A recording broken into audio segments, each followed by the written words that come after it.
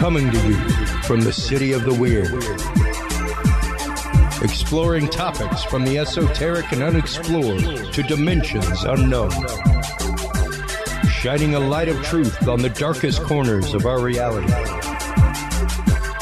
Welcome to the Curious Realm.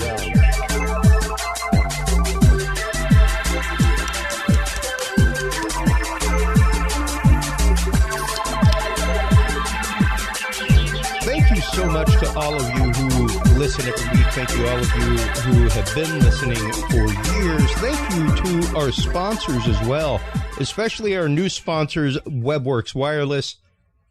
If you're trying to live stream out on location, if you're out there trying to get business internet at your home and you live out where you don't have hardline internet, check out WebWorks Wireless. They have some really, really great options out there. Unlimited high-speed internet for all. And I'm here to tell you, fully unlimited. As far as I can tell, I do easily 20 gigs of upload a month just with this show in 720p live video, folks. And I have yet to hit a cap. This show, you can see it right down there in the corner.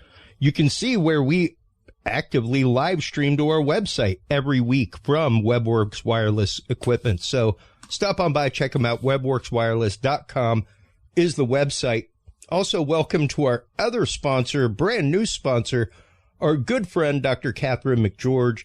Stop on by her website, Secret to Everything, alternative health, frequency healing, great things like that. Stop on by, check her out, secrettoeverything.com. While you're there, of course, stop on by our website. Down at the bottom there, you can see all of our upcoming events. Man, we are going to be at the Bigfoot Roadshow as a sponsor. We are going to be at the MUFON Symposium as a sponsor. We are going to be at the Texas Bigfoot Film Festival as a sponsor, looking at the Wonderland UFO Festival, all kinds of things. While you're online checking that out, check out the website of Dr. Mary Helen Hensley. We have recently been doing a lot of episodes about NDEs, and if you want to know about more of that, more about frequency healing, specifically more about how these things can help change and refocus your life, stop on by her website, MaryHelenHensley.com. Her books are Understanding is the New Healing and Promised by Heaven.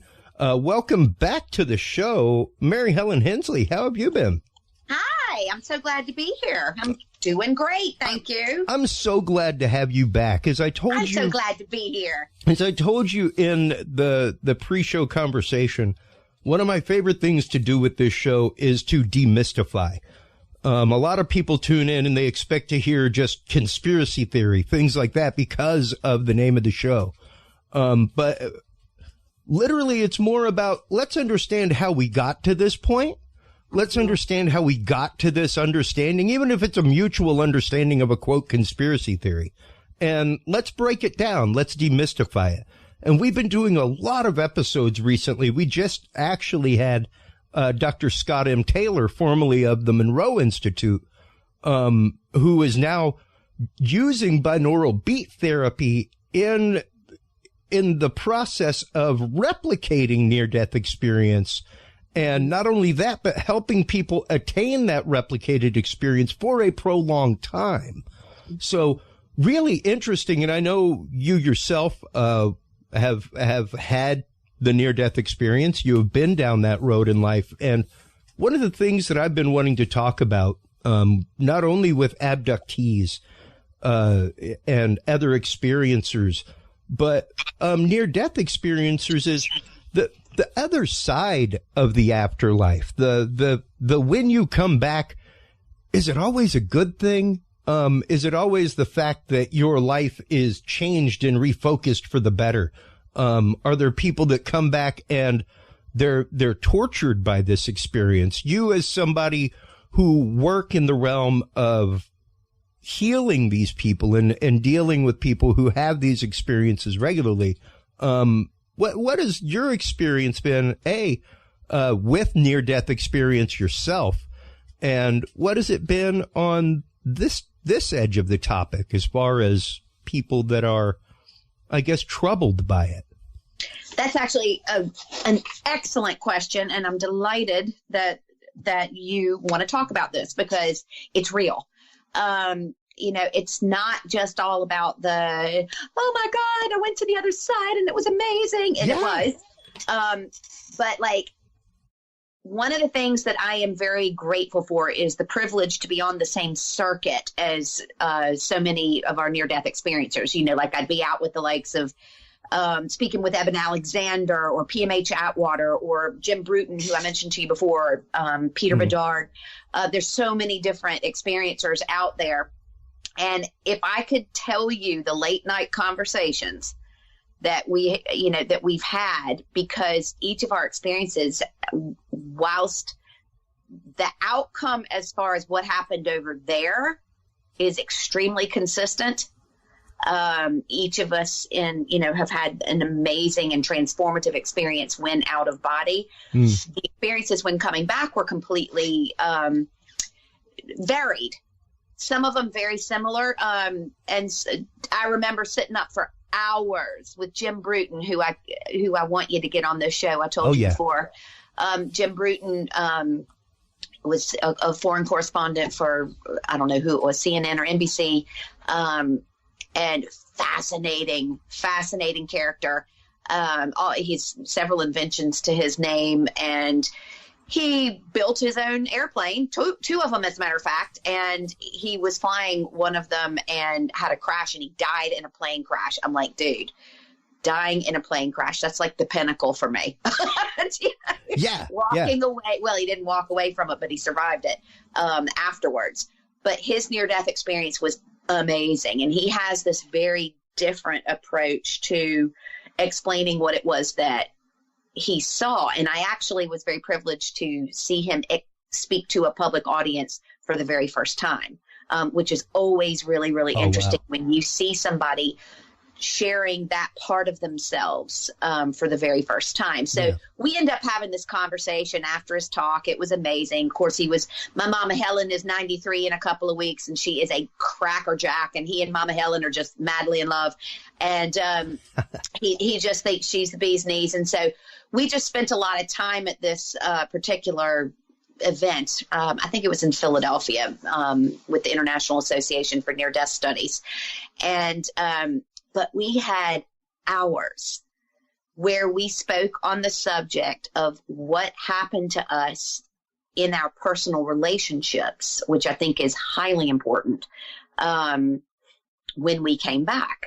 And I was dating my boyfriend from college, and Jim was married at the time when he had his NDE. And it's one of those things where, it's safe territory to talk with somebody. It's not weird. It's not just like, there are not that many people you can have this conversation with. Oh, by the way, when I woke up dead, what did my husband think?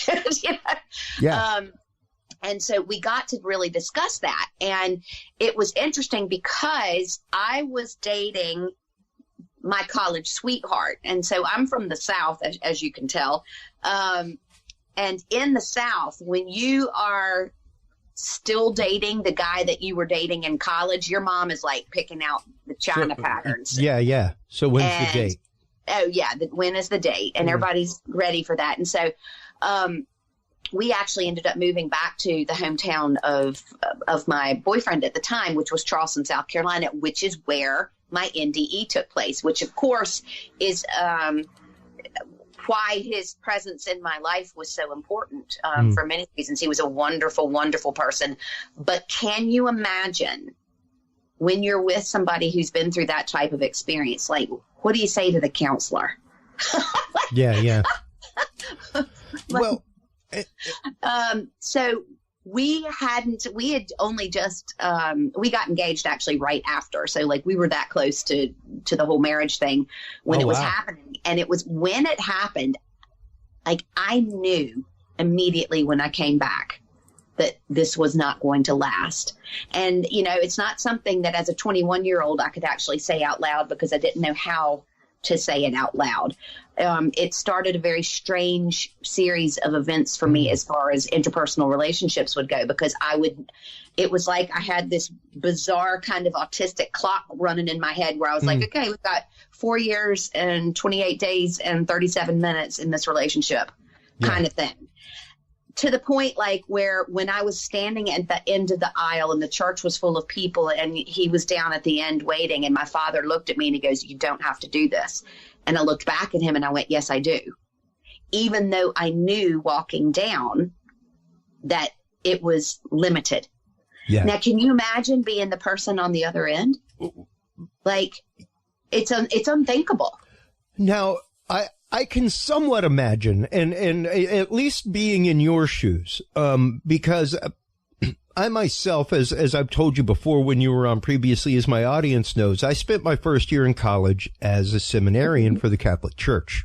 Had served at the altar for years and years, served my community, things like that. It was a surprise. And granted, I was I turned 18 a week after being there. Like, I was there for a week-long silent retreat before school started. School started the day after my birthday. So yeah, like I turned 18 the day before school started. I was already in the seminary by a week. So very much the same thing, very young. And it's one of those that, yeah, when you enter the seminary, people kind of fully expect you to complete that. And it's like, that's a hard call in life.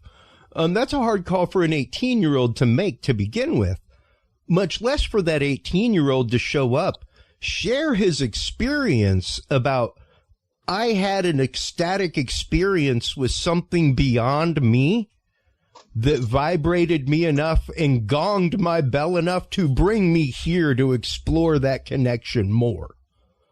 And the realization of, whoa, why is everybody looking at me so strange after sharing that? You mean y'all didn't have this? You mean this didn't happen to y'all? And that was my first experience of, well, maybe I shouldn't tell everybody about that. Like I'm a totally different person now. But very much. I have to tell you, what I'm thinking of right now is the moment when I went to chiropractic school. Of course, that, I just finished college and I became a chiropractor because I broke my neck, and the chiropractor, Dr. Anthony Ross, literally saved my life. Yeah. Because I had every neurological disorder that you can think of, and they didn't know what to do with me. And so I ended up going to chiropractic school, and I'm just thinking now, it was my class was small and intimate, and I'm thinking of the very first day of school, and I'm wearing this hot pink outfit and these cowboy boots with these cactuses on them and these giant pink chili pepper earrings. I was like the business. And remember what year it was? Dude, it was like 92. And so we're sharing around the circle, and it gets this is why, this is what happened. And they're like, and why did you become a chiropractor? And I was like, I broke my neck and died. And it was like, everybody turns and the guy next to me is going, well, I went to a chiropractor because, there'd be corn in my poop because I couldn't digest it. And after being adjusted, I was able to. And I'm like, oh, okay. Yeah. No. And that's just it. And it's one of those much like, NDEs and the experience with the paranormal. The same thing happens with a lot of people that enter the seminary. It's not always roses. It's not always great. Spiritually, for a lot of people, it's hard, and it's supposed to be. It's there to challenge you and to literally make you realize that you are an unfinished pyramid that will never, ever, ever, ever, ever, ever, ever be finished, nor will anybody in your congregation. So level yourself off there and move forward. I am having such an aha moment right now as you're saying this, and I love that I can still have the aha moments.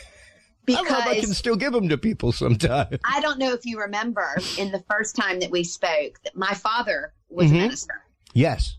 And so what was so interesting was, of course, he graduated from the University of Richmond. And where did he and my mother go? They went to Kentucky so my father could go to seminary. So imagine, he's 22 years old. He's literally the same age I was when I had the near-death experience. Wow. And he went off. He gets there. My father was drafted by the Colts and went to seminary instead. Wow. Like he was pro football material. And I always remember him saying, that he felt like he could be of a greater impact on the football field than he could in the pulpit. Now, he went on to become, he was a football coach on a Friday night, and he was in the pulpit on a Sunday. But he never formally finished seminary. And I'm thinking to myself now, because it was he who received the celestial visit that was so outside of his scope of reality. When my mother was pregnant with me with the German measles, and the doctor was like, guys, you need to go home and get your head around the fact that if the baby makes it, it's not going to be okay. Yeah. And my dad, the minister, gets this celestial visit, and he couldn't call it anything else because these angels didn't have wings. Yeah. He described them as humanoid. They looked like us, but they didn't. And they came and they told him everything about me, including that I was going to be a girl. So this was in 1968, I think. And I'm like, oh my gosh, it makes me just wonder at 22 years when he goes into seminary, and you're talking about sharing that experience. I'm like, I wonder if he had that same kind of push to go, this is not the place for me. This isn't where I'm going to make my greatest impact. Yeah. And, it took me years. It took me years to embrace the fact that I was not supposed to wear that collar. Yes, what I did as far as youth ministry, teaching, things like that, reached a lot of people. But what I was supposed to be doing is like what I'm doing now. Right. Where I'm talking about that universal T capital truth to people out in the regular world, and even to musicians that were up on stage and things like that, hey, they just needed somebody to listen to, man. They just needed somebody to listen to them, rather, and be able to be there and not judge them for what they thought or why they thought it, as so many people had done, which made them the way that they were in a lot of ways, because they were just trying to be them, and everybody was saying, stop being you and be this. Mm-hmm. Which, it can be hard because, once again, I even had family that was so incredibly disappointed with the fact that I was only there for a year, that I didn't stay and stuff like that. And I know friends that stayed longer, and friends that had really, really tough times with addiction, alcoholism, things like that after. And it's very much the same way with these experiences with the paranormal. Absolutely. People can either handle the extremity of what it is and realize that, hey, we all live life through a different filter, and that's what makes us unique. But when you're dealing with the trauma, especially the trauma of like, wow, I think I just died, or I medically just died. And this was my experience. Yes. I can't, you know what, Chris? I can't even wrap my head around that, Doctor. I want you to talk to my good friend, Peter Bedard. We are such a ticket when we speak together. Peter wrote a book called Convergence Healing. And why this comes to mind in this conversation is, so picture the scene. We're on the Queen Mary, the floating hotel that's docked in Long Beach, right? Yes, the haunted Queen Mary. It's my favorite hotel in the world. I stay there as often as I can. And Peter and I were speaking at the same event. Now, we'd never met before. This is years ago. And I had just finished my talk. And I was walking all the way back to the end of the room when Peter Bedard begins his talk. And I stopped dead in my tracks, and I turned around and I was like, that dude just took my material. And he just stole my shtick. He just stole my shtick. And I was laughing so hard. Like, we call him my gay twin. He is my literal soulmate. I love this guy. And so he is talking away, and our experiences are so similar, like that it's freaky. So like I was dying to go to the bathroom, and I just stopped and stood there and listened. And so then he gets to this very interesting part, and I'm mesmerized. And his coming back is completely different, because I'm like, they may as well have sent me back in a Dallas Cowboys cheerleader outfit, because I was like, oh my God, yes, I made it, woo! And I'm like, Peter goes into this horrendous depression. So he was as broken as I was. He was a professional dancer, and so that was him finished. You know, I had just finished college, and my degrees were in communications and graphics. So little did I know that I'm getting ready to get sent back to school to become a doctor. By my dead grandfather. But to do what I was doing, I was able to, after working through my injuries, I've been able to do what I do for quite some time now. But Peter, who was the business in dancing, is now finished for good. And he's got to reinvent himself. So not only is he a gay man who is now having to leave his surroundings where he has found himself and is comfortable. He's in LA, and he is now having to go out and tell people, oh, by the way, I've died. So he has literally every albatross you could hang around your neck is dragging behind him, right? Yeah. So for the time that was in it. And so his experience took him into such a dark depression. However, this is what's so interesting. His life's work, the work he does now, what he's famous for, is called convergence healing. And it's the protocol of how he got himself out of that depression. Wow. So it was, you know, I'm sitting here going, see, it all has a reason.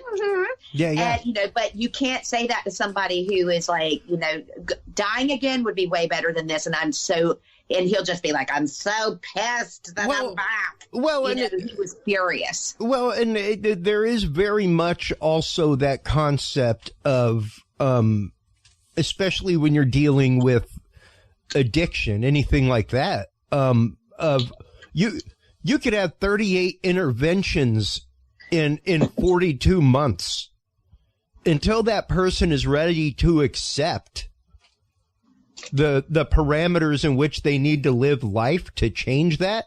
It ain't going to happen. Like you could push that Sisyphean rock up that hill all day long if you want to.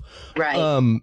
But until they're ready to affect that change themselves and in themselves and in the world around them, then the seed doesn't really take root. And especially hearing somebody's story like that, where yes, everything that they define, and I love the concept of convergence therapy, of the fact of these two paths in my life have converged. And it doesn't necessarily have to mean the utter destruction of me and my paradigm, more the reconstruction of a new paradigm. And for him to have brought that to the world, he had to go to the depths that he did. And that's just it. You know, get over it. That's what's happening, because you can't present an authentic ladder or a rope or a hand up to someone who is in the depths of despair unless you are speaking from that space. Do you know, it's really interesting. So that's not, you know, my work doesn't really center around that. I'm this really kind of, all right, you know, Peter is, if you're in that kind of, he works a lot with that type of trauma and with addiction, and all. And what comes to me, that's what's attracted to him because of his experience. What's attracted to me is something completely different, because I'm a mom. I'm also like super bubbly all the time. And I'm like, okay, I hear you. Let's get on. Are you done yet? All right. Now where are we going with this? And so I am that kind of, and my father was extremely disciplined as a parent. My mother was that loving, wonderful. I was very blessed on the parental realm. Now, if you told 17-year-old me that, I wouldn't have said that, because my dad was, you know, 6 foot to hulk of a man who was extraordinarily disciplined. And I spent my entire childhood, I was either at the football field or I was in church. Yeah. Or in school. That was it. Yeah. And there was a lot of stuff now that I look back and go, oh my God, I hated that. But it was so necessary for what I became, because there is a discipline. There is an unshakable discipline required for the level of work that I'm doing right now. Yeah. Because people are going to be full of every excuse under the sun not to get well. And you have to be strong enough to stand in the face of that and go, I am not here for you to tell me that 30 times. I'm not going to take your money to do that. It's not happening. So we need to have a little conversation and make a choice now. And if you can't make that choice now, I'm not for you. And that's okay, because I'm not for everybody. Yeah. And but it's that sheer discipline. And then once I'm into it, my mother comes out in me. I've got that loving, compassionate connection with someone, but I got to get to that space first. And both of my parents created me that way. And so it's fascinating to see the type of, like, Peter loves being alive now. And like we have a ball together, and when we speak, and like, we're the greatest of friends, and he has a wonderful life, and everything's good. But it took him a long time to get there. Yeah. And his experience with pain. I'm the kid who wakes up, like, I broke my neck. I have 1,000 floaters in my vision every single day, all day long. I'm deaf in my left ear. I was told I couldn't have children. I have 2. I've bashed from head to toe. I'm now 53 years old, and I'm in a lot of pain, and I've been in a lot of pain for the last 30 years. But I'm that one who wakes up every day and goes, okay, I know exactly how long I'm here. I can handle this, and there is nothing bigger happening in my body that's bigger than what I want to do today. And so I'm just that person. But Peter went through that period of, oh my God, no, I'm in so much pain. I can't do this. I can't tell you that I ever had any of those days back then. I was so happy to be back. And, I was like, I got to figure this thing out, because they promised some big stuff while I was there. You know, I'm not going to miss it. I want to stick around, and I actually like it here. Yeah. And that's an interesting thing, because a lot of people who have NDEs will come back and they're like, I don't like this place. My God, you see this glory, and you feel that amazing vibration of everything and that knowledge of everything coming back. And, you're like, oh my God, the amniotic fluid, the amnesia. You come in as an infant in fantasy. Yeah. Oh my God. And then, so you got to walk around with that knowledge and then still play this game. And there are a lot of people who come back and they're not really happy about that. Yeah. So I just happen not to be one of those. And I'm actually really, really grateful that I'm not that. Yeah. Yeah, absolutely. And that's just it. It's hard to process and experience on that level to begin with. Yes. Especially if you are not somebody who, I guess, is founded in faith. I could see how having an all-encompassing experience, like a near-death experience, whether it's a life mission given to you or you just experiencing it and then coming back from it. I don't know how I would even reference that in my life without my frame of reference of my ecstatic religious experiences and my connection with the divine, whether it be God or the universe or what have you. But what I know to be that tug of the kite string behind my belly button when I walk in somewhere, that's like, ooh, I'm here for a reason today. Like, I know why I'm here. I'll have to find it, but I'm here for something. And learning to recognize that. And, there is that, I suppose, without a religious point of view. But I can see how having that harsh of an experience and coming back could be a paradigm destroyer for somebody if they aren't. Absolutely, it could. And I tell you what's interesting, the universe doth provide always. And, I have someone in my life that that is there every single day who deals with suicidal tendencies, suicidal thoughts. And while it is a big fat pain in the butt, and I will not lie to you, because it's just constant and chronic, but I understand what they're going through as well. But there comes a day where you have to go, as I've said, many times, what I call that dog food day. And people are like, gosh, this is kind of harsh. Until you've lived with it, don't judge it. Do you know? Yeah. And I'm like, okay, sweetie, I got to go and I've got to get some dog food because the dogs are out of dog food. And if I come back and you're not with us any longer, I'm going to be devastated. I'm going to miss you terribly. But life goes on. I've got to keep going. Do you know? And so I have a child who has been such a blessing to me as a human being to ground me. And people are like, what? Oh my God, that's my worst nightmare. Really? It's really, you know, it's not. It comes in many forms from many different people in your life. And so I'm very fortunate to have had a child who came in with many of the same gifts that I had without having had the near-death experience.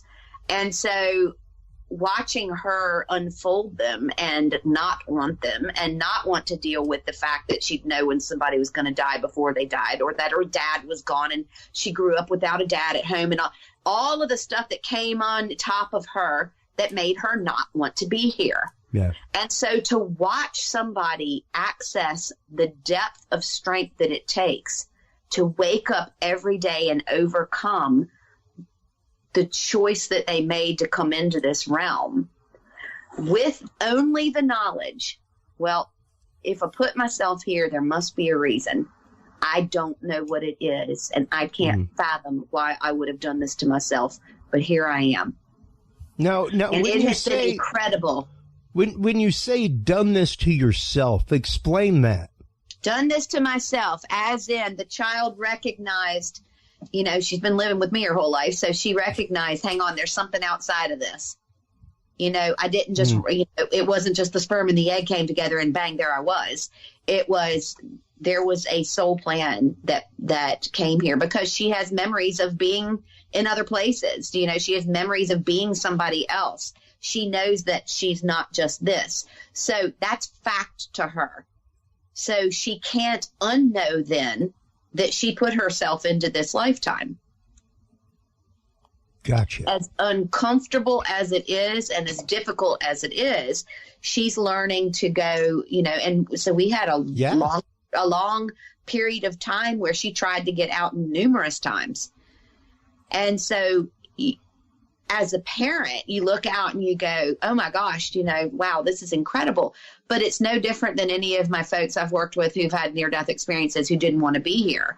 And it's been incredibly valuable for me as the one who I'm the lemons to lemonade girl. I can't undo that in my own personality. It's just who I am. It doesn't mean I don't acknowledge, though, that there are other people who can't do it. However, we've all got one thing in common. We all have a choice to be here. To exit this world is so easy.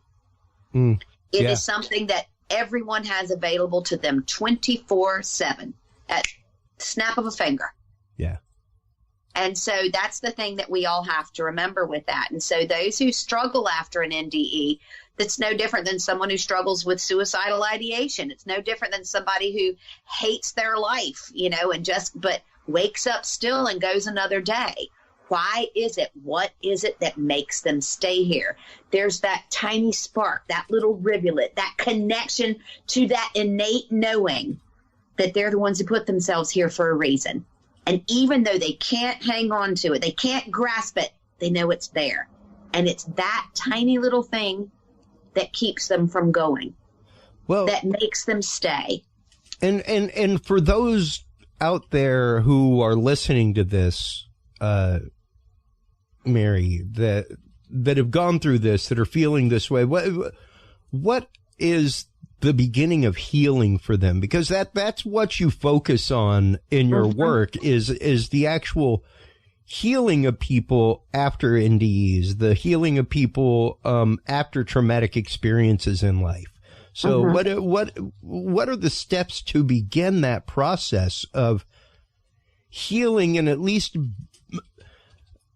if not finding mission with your newfound knowledge? What's my purpose? Because I mean, the thing is, once again, you may come back from it and be like, well, what the hell? I came back with no purpose, man.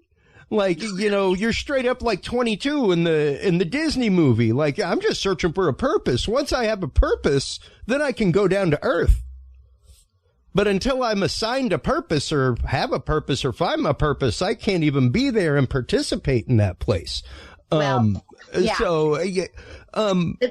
all starts with the choice. And that is the conversation I have with everybody, because I can't move forward with a single soul until they've made the choice. And that's regardless of whether they come in with cancer or they come in suicidal or they come in whatever they have, whatever is going on. Or I'm lost, I have no purpose. Well, you know what? I've never met anyone who doesn't have a purpose. And what they fail to realize is the fact that they've just shown up is their purpose. Where they are in that moment, in that exact time, is them having a purpose. It's been blown up into this grandiose kind of, I'm Pinky in the brain and I've got to conquer the world with my awesomeness kind of sense of purpose, as opposed to the fact that for some people, like, for instance, I worked with somebody yesterday who has tried to commit suicide multiple times. So does it happen in every session? No, because it's not always about a past life thing. Okay. And often it's not, but in this particular case it was. And how fascinating that this individual who's here in Ireland ended up having been involved in an attack in World War II that left him in that lifetime in 1941, a young and vibrant man who had married his sweetheart and then gone off to war, and had left him quadriplegic. And of course, she loved him dearly and wanted to be there for him. And he went, I'm not going to do this. You're 22 years old and you will not be doing this for the rest of your life. I'm done. I'm leaving. And I don't want to live like this. And there was a scenario in that lifetime where there was an assisted suicide. She helped him commit suicide. And so coming back in, and it's so interesting because this person couldn't figure out it's always the same time of year that it happens. And it happened to be at the same time that this battle took place. That feeling would resurface. And so once we were able to go back and go, oh, you're experiencing a cellular memory that's taking you back into the space that you don't want to be here any longer, but that doesn't actually belong to this lifetime. It belongs to that one. Oh, and then you're trying to project forward. Okay, well, if I have an intimate relationship, it equals death. If I try to focus on my future in a career, oh, guess what? Everybody dies. And so you start uncovering, oh my gosh, the memory that's attached to the feeling that he's having right now is attached to a lifetime where that actually was the case. But it carried forward because it was a suicide, that soul came back in to push themselves to the utter limits of those exact same feelings under different circumstances, because the body is not quadriplegic in this lifetime. And the circumstances are not the same. They're quite different. However, the feelings are identical. And what the soul does is it comes back to that space where it experiences the exact same feelings and challenges itself to make a different choice. And so just like that, and I mean just like that, up she gets from the table and the feeling is just gone. And is that my doing? No, it's hers. She did it, not me. All I did was wipe the window a little bit so she could see out. And she found her way. And that's what happens. It's making that choice. It's going, okay, something outside of me, yet part of me is taking place here. And I can either sit and wah about how much my life sucks, or I can go and find out what it is. And the choice is made. Yeah.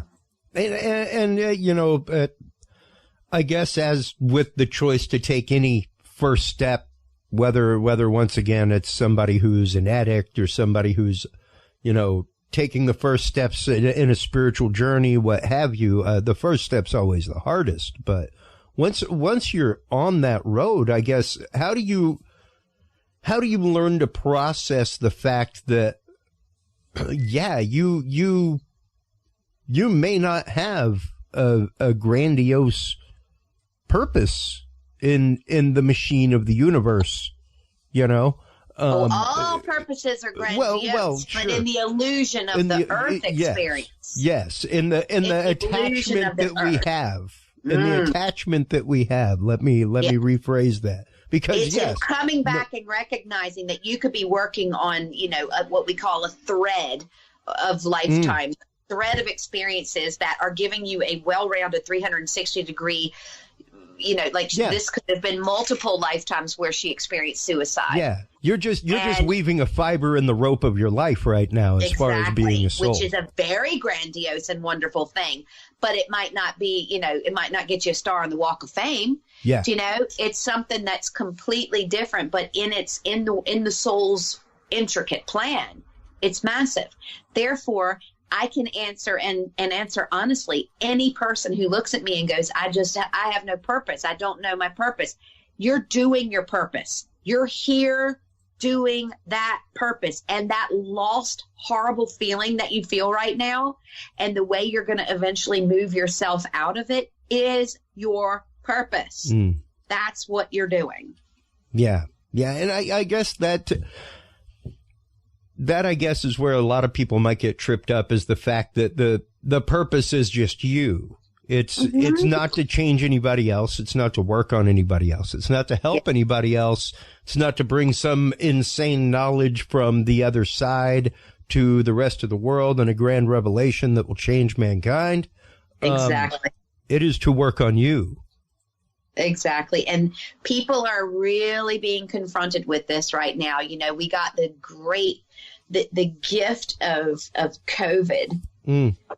When it dropped in, the whole storyline of COVID has given so many people opportunity to meet this face to face. Yeah.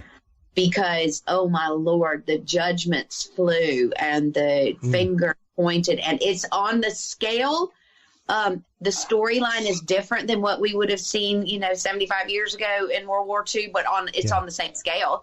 The vibrational, the idea that watching families split without guns pointed in their faces. Yes. Watching a single, the concept of something and our ideology around it, splitting a family, boop, just like that. Oh, absolutely. Splitting a community, boop, just like that. And that we feel like we've got to educate everybody else around us. And that's how people got really, really stuck in that frustration. And they were like, I'm losing it. And look, I was guilty too. Sure. It sucks you in easily because just going, oh, please, guys, come on. Yeah.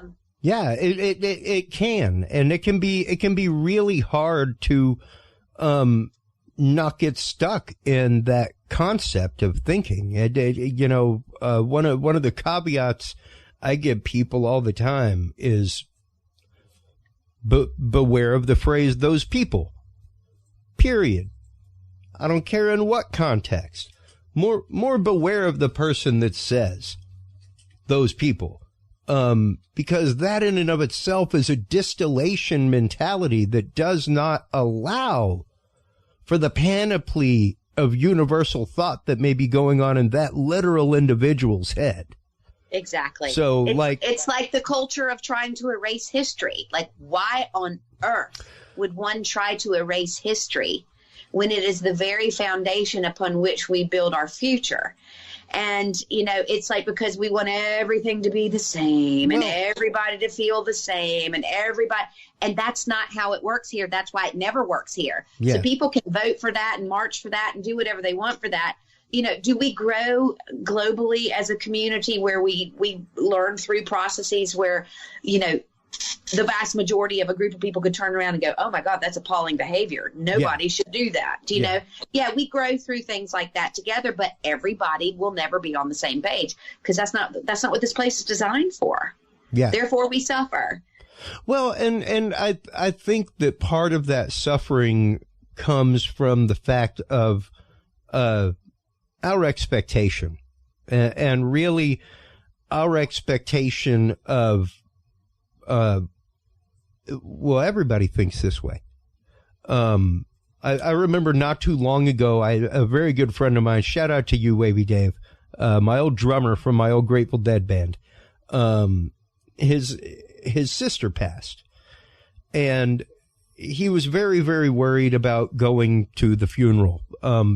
Just internally, he's one of those like, hey man, you know, like grass is just the hair of the earth, you know, like has a very different view of the world and the universe, and this beautiful, innocent view of everybody and the world around him and God. And it's amazing. And he's like in his 60s, but it's one of those like, man, if everybody thought the way Wavy Dave did, if everybody had this beautiful thought process, and he was afraid to go to his sister's funeral because so many of his family members would make fun of him because of his belief. They aren't really religious folk. You know, they aren't prone to go into, and he doesn't go to church on a Sunday, but they definitely don't. And he's like, you know, I'm just worried that they're going to judge me for what I think about her and the afterlife. And I was like, bro, if they do, just feel free to remind them that world over, they are the weird minority, not you. All right? Feel free to openly remind them in that space where they just called you into question that, oh yeah, don't forget, the ones that don't believe in anything are the actual minority across the globe, not the majority. So, and it does kind of take that attitude of what I believe is what I believe. And it not everybody, I think, is at that point. Not everybody is willing to accept that point, you know? And it's hard. There's lots of people, you know, who don't want to hear the glories of an NDE, you know, when they've lost somebody that's very close to them. That's great that happened to you, but I've just lost my loved one. I am never going to recover from this. I will never, you know, I hate life now without them. And I actually can't stand you or your story, even though I used to like it when my loved one was still alive. But now I don't like it because now they're gone. And it's really funny watching how people react to life and death. And so a lot of people who've had a near-death experience will come back and they're just kind of like, okay, this is odd because I feel like I'm walking with a foot in two worlds. Yeah. And, you know, there are days I feel like that myself. I feel like I have a fairly good grip on 30 years of just sharing with people. Am I trying to convert people to believe what happened to me there? I couldn't care less. And that is a gift. I will share and then invited into different audiences to share that because there are people who want to know. Yeah. And I don't share it with people who aren't interested. It's not something that's there to force. It's just there to be. And that's, I think, the ultimate difference between those who had what we would consider a joyful or inspiring near-death experience and those who come back and are like, what the hell just happened to me? Yeah. You know, because it then might be the framework that causes them to learn and to grow and to seek and to find when maybe they weren't. For some, it might be a stronger framework that pushes them into what they were starting to do, but weren't quite there yet and might have fallen a little behind the plan. Yeah. You know, so for every single individual, it's completely different. I can't say in my own experience that I've ever met anybody who didn't ultimately figure it out for themselves. I know a lot of people who were troubled with it in the beginning. But then like, it's so profound, that experience. And then you see the difference between this world and that. So it's so clear when you see it, that it does and can cause a lot of confusion and chaos, but then therein begins that purpose or that plan to find a way through that and to dispel belief systems to demystify. I was telling you before we started recording about my time spent in Facebook jail yesterday. And have you seen the light? For Easter Sunday, the day that was in it, I shared my views on the fact that it's not hard to believe the idea, the story, the parable, whatever way you want to frame that up, of Jesus coming back into a body. He had what I'd call a Sherpa of the Spirit who was there anointing the body, praying, keeping the vibration high so that the body was able to physically and physiologically receive the spirit that had gone on sojourn for what we think might be close to 3 days. I have met different people who have had all sorts of levels of near-death experiences, from moments to minutes to hours. Yeah. I have watched people defy gravity, defy logic, defy physics. And it's provable. And so I was making this kind of comparison and naming off friends of mine, who had gone through near-death experiences, myself included. And people are, oh, that's great. Now you're comparing yourself to Jesus. And I'm like, no, Jesus actually took off afterwards, and I'm still here working. Yeah, so, Jesus peaced no, I'm out. not comparing myself at all. Thank you very much. Either he knew a lot more than I did and was able to take off, and this is my purgatory, he was no dum-dum, I'll tell you that. Whatever, but like he got when the getting was good. That's it. I'm still here doing it. So, and it's funny. Exit stage left. And that's blasphemous. You can't talk about Jesus like that. Oh, yes, I can, because anything I know about Christ consciousness has an amazing ability to receive and a sense of humor and does not get offended. Yeah, our overlord, the algorithm, doesn't allow that. No, of course it doesn't. I'm like, okay, somebody else is offended. So I was speaking of this, and so I'm going, it's not difficult for those of us who have been through a near-death experience to comprehend the idea that he could come back in. Sure. And, and I went on to discuss this. Well, all of a sudden I find myself in Facebook jail, and the reason that they gave me was for human exploitation. And I am in the same category now in Facebook jail as human sex traffickers. What? Human exploitation? That's what they got me for. So I contested it. I contested it, and I won, by the way. But I thought, gosh, how interesting. Yeah. And so it's this idea that things are off limits or can't be discussed or can't. And I'm going, maybe they thought that you were able to traffic souls from body to body. I guess so, but I'm going, this is interesting because, loads of my Muslim friends had put up all of their stuff about, they're fasting during the day and then they're having their big Ramadan feasts at night, and which is amazing. And then other friends of mine have like these, a 6-foot guy in an Easter bunny suit with screaming children sitting on his lap on their page. And then others might be at a sunrise service, and others might be talking about Ishtar and the origins of Easter. Yeah. And I'm going, why this one? Why me? Yeah. Yeah. And when I pointed that out to them and went, are you going to take down everybody, or what's happening here? Immediately, I got out of jail. But I got put in jail, and that's the interesting fact, is that there was something there that created an issue for whoever that particular individual or bot or algorithm was. And I went, wow, isn't that interesting?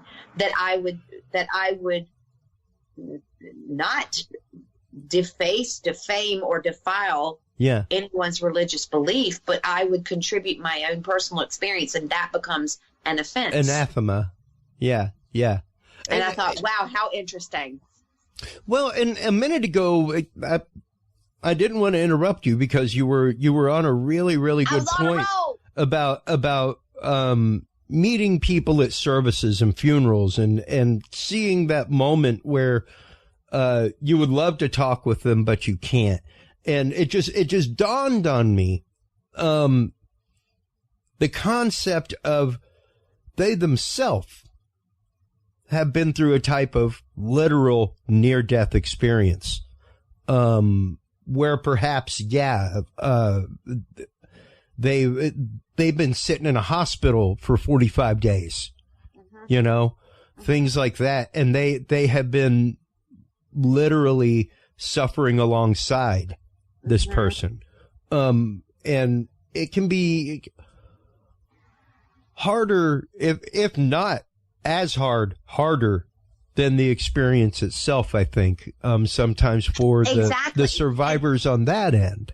Yes, and the NDE doesn't necessarily mean that traditional classic, okay, that person died in a car accident. Or No. This one died of COVID and came back. Yeah. You just reminded me of a very dear friend lost her father, and she asked me, we had such a profound experience at his death, and I was in the hospital when he passed, and that's my favorite time, to be honest, is being present at a passing or a crossing or a death or a transition. And she asked me to speak at his funeral, and she said, you know, he has a few friends left. He was in his 90s. Wow. And she said, he has a few friends left, and I would like to honor my dad by letting you share your experience of my dad's death and what happened in that room when you saw him leave his body. I want you to share it with those men because it might be the only time. And so I did. Beautiful. And here come these veterans at the end with their little pins on their coats, and a couple of them were wearing the hats, and they also were in their 90s. And one of them came up to me, and there were three, and said, young lady, I just want to thank you because it's the first funeral I've ever been to in my life where somebody didn't just read a nice passage and give a few nice words, but someone actually told me what happens when I die. And he said, I am near death. I am in my 90s. It is inevitable. Yeah. And he said, you just gave me the greatest gift by having the courage to tell that story. Do you know? Yeah. Yeah. And we say it on this show all the time, Mary, that, and I get questioned by people about, oh, why'd you have that person on talking about that crazy thing that they believe? And I'm like, because I believe some pretty crazy things too. Like, hey, I was brought up Roman Catholic. You want to talk about believing some crazy things? Come on, I live Jack. in Ireland, man. I'm surrounded by it. Bro, we got a book that's literally 4 fingers thick about the crazy things we believe. All right. And that's the book that says you better believe it or you're not. Or you're not going. You know, that's aside from the Bible, which, you know, for Catholics, hopefully, you know, which I've always found hilarious. But, yeah, it's one of those trying to get to the point of acceptance and like you said, those gentlemen being ready, so to speak, and having that they are near to death, you know, and their experience. And once again, even the trauma of those who have experienced death of a loved one and been there at the passing, because that can leave so many questions. That can be hard. Well, I tell you what, if I've learned anything over the years, this is why I love doing what we're doing right now, this podcast, because I am a very firm believer that you and I are fractals of the same whole, experiencing ourselves in 8 billion different ways in this terrain alone. Yeah. And I don't have the answers to everything, and nobody who's walking this earth does. But the opportunity to sit, especially like in this podcast format, where I can have a conversation with somebody, where I'm sharing those parts of me and you're sharing those parts of you that are creating and ever expanding my perspective of what it means to be human. That's what it's all about. Therein lies my purpose. My purpose isn't to convert 5 million people, you know, to write 800 books. I write those books. Guess who I wrote them for? Me. Yep. I wrote those so that I could go back and witness my own experience thus far. And I know that sounds crazy, but that's why I write. I am witnessing my own journey, and what writing allows me to do is to step outside of myself or the pain or the deep connection to the stories and witness it as an observer. And every time I talk to someone like you, every podcast I do, every time I speak to an audience, I have that beautiful gift of that interaction with other human beings, which is rare and wonderful. And as someone who had an NDE, you realize that's the gift of being able to come in and be a human being. Yeah. And I'm ever so grateful, and like for you for creating this kind of platform and for sharing your own experiences with me. And then this kind of banter back and forth where it's safe and there's no judgment, and it's just absolutely just grand. Well, it's so absolutely essential. Whenever I used to teach junior high and high school spirituality, I always ended the year with everything I may have taught you this year might be a lie. Go find out. There it is. I may have told you lies all year. Go figure it out. Go ask questions. The day you stop asking questions, you should be dead. You should be no longer moving the day you stop asking questions about any of it. That's a good teacher. And secondly, this is probably the most selfish thing that I do is teaching. Because whereas you had one teacher all year, I had 20. Mm-hmm. I got to learn from every single one of you a different way in which this material is viewed and thought about. And not everybody chooses to see the world in that perspective. Not everybody chooses to see every opportunity as a learning opportunity. Every opportunity is an opportunity to grow as an individual, to put one more brick toward the temple that will never be finished, that you will never be a finished temple, but you got to keep building, and before we let you go, because I always love our conversations, I always feel very charged afterward. What can those who have had that revelatory experience, how can they begin sharing that? How can they begin to, I guess, really crack that nut for the world to understand and in as soft a way as possible? Because it's more like pulling a scab off than pulling a Band-Aid off, you know? It's kind of like we had a conversation a few weeks ago with a 32nd degree Mason, and when you get up that high, you find out that actually everything that you've been learning since degree 13 is meh.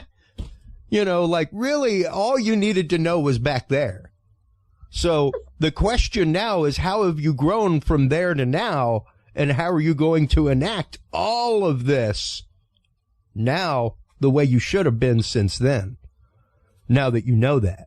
And realize the fact that, yes, you're an unfinished temple. You'll never be finished, but you got to keep building. So, how do people, I guess, start chiseling away at that idea? How do they start, I think a great helping others? For that is my favorite saying that has been with me since the day I died, literally, is, you already are that which you seek. So rather than trying to build a life around seeking enlightenment or seeking this spiritual growth, it's recognizing that you already are all of those things. And what you actually came for here was to get your hands dirty. You came here to get in it and get dirty, not to be this pious, creature of divine spirituality or who passive sits back observer in the chair and looks at everybody and nods and quietly casts judgment and does it. You're here to screw up. You're here to love. You're here to forgive. You're here to embrace. You are here to struggle. But the suffering is optional. And I think if people can get that part, if they can understand that being here doesn't have to mean suffering, you're never going to escape the struggling, because the way that this structure is set up here, and we're cyclic, and we've been cyclic since the dawn of time. And we're in a particularly interesting part of the cycle right now, which kind of everything that we knew to be true a couple of years ago seems not to be. And a lot of us kind of knew that all along, and we're just, kind of doing the dance as we go along. And some people are in earnest, really just seeing that for the first time, and they're terrified. Yeah. And so we don't need to sit back and point fingers and go, see, I told you, That solves nothing. Open our arms and we embrace them like you would a child who's waking up from a nightmare, because they are petrified. And that is our purpose. Wow. That is the point of being here. That is a true teacher. And that is one who knows that they are a divine and spiritual being who has come here and chosen to occupy the mortal coil for all of the woes and all of the joys and all of the things that it offers simultaneously. That is your purpose. Yeah. Yeah. Beautifully said. Truly, truly beautifully said, Mary, because once again, not enough people understand that. One of the things that I try to get across to my son, who is about to turn 5, is fail a lot. That's okay. It's how you recover that's important. And realizing that you can dig as many holes as you want. Just make sure to dig at an angle at some point. So explore, go check things out. Just make sure you got a way out.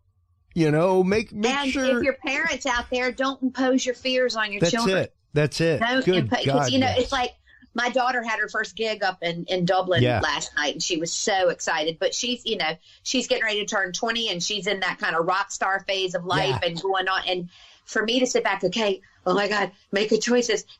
Look, she's going to be around people who are teetotalers. She's going to be around people who do drugs. She's going to be around people who are wasted and are going to be throwing up in the bathroom and all that. Yeah. She has to choose who she wants to be on that day. And if I get a phone call, and I've gotten phone calls, sure, and the funniest phone call I ever got was from a policeman one night, and he said something to me at 3:30 in the morning, and he goes, "Ma'am, your child said to us that when she said this to you, your answer was, 'I'm prepared.'"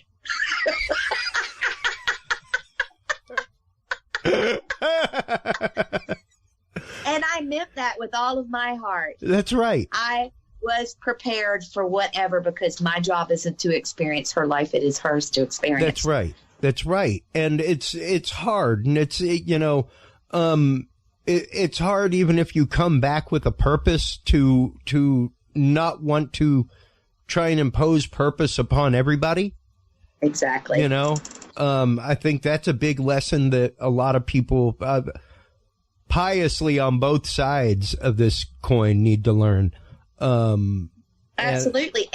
But also realize that for wherever you are in your own life, it's okay to set those boundaries too. Yeah. You can go, okay, look, go be you, go do you, and here's where I am right now. Yep. And I'm going to have to say no to this. Now, I'm okay with this one.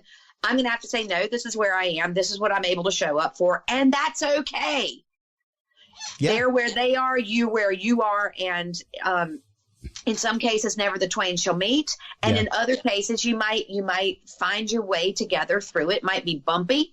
It might be messy, but it might be exactly what you came here to experience. Yeah. So enough of this nonsense of trying to make everything perfect. Like, I pulled my kids out of mainstream school 3 years ago because I'm also happen to be a little psychic, and I knew that pandemic was coming. So my kids got pulled out and put into their dream schools where they were doing performing arts. And everybody's what are you doing? And guess which schools didn't close down? Yeah. The colleges didn't close in Ireland. The secondary schools did. And everybody's kids went home and went on Zoom. My kids were up dancing, out doing their thing, and are now just as good as everybody else is, 2.5 years on. Yeah. And you do you. You don't have to do what everybody else does. Yeah. And it's okay. Yeah.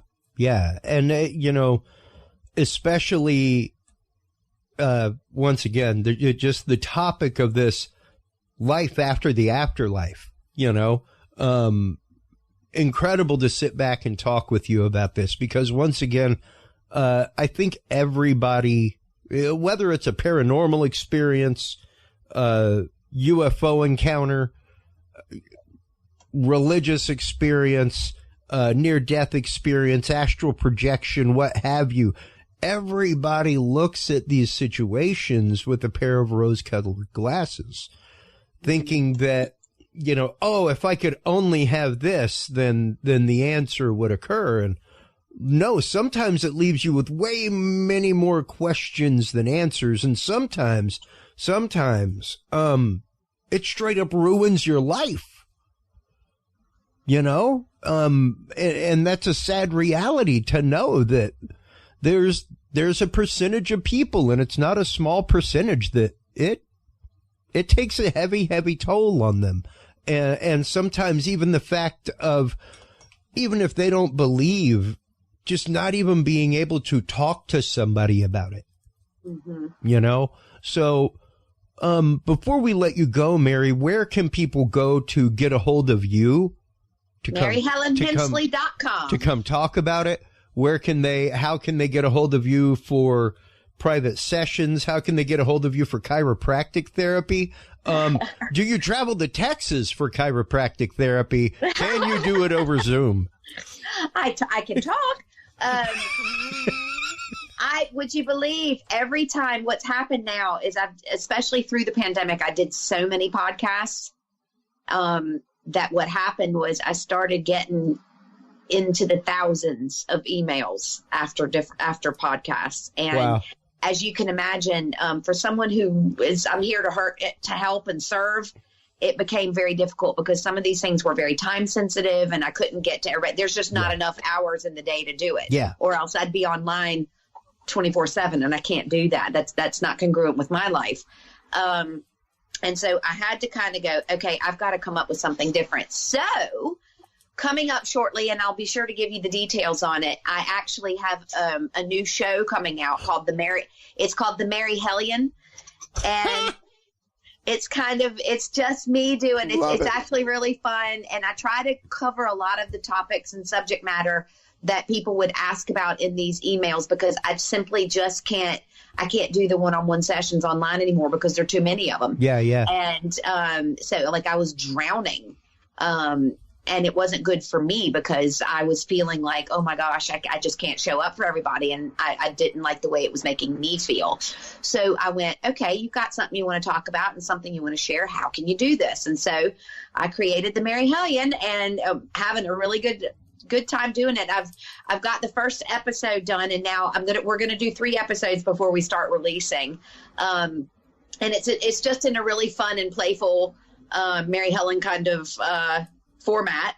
And it'll be across all platforms, and it's just awesome. Kind of a show where I take people out on my adventures with me, and we talk about things as they come up.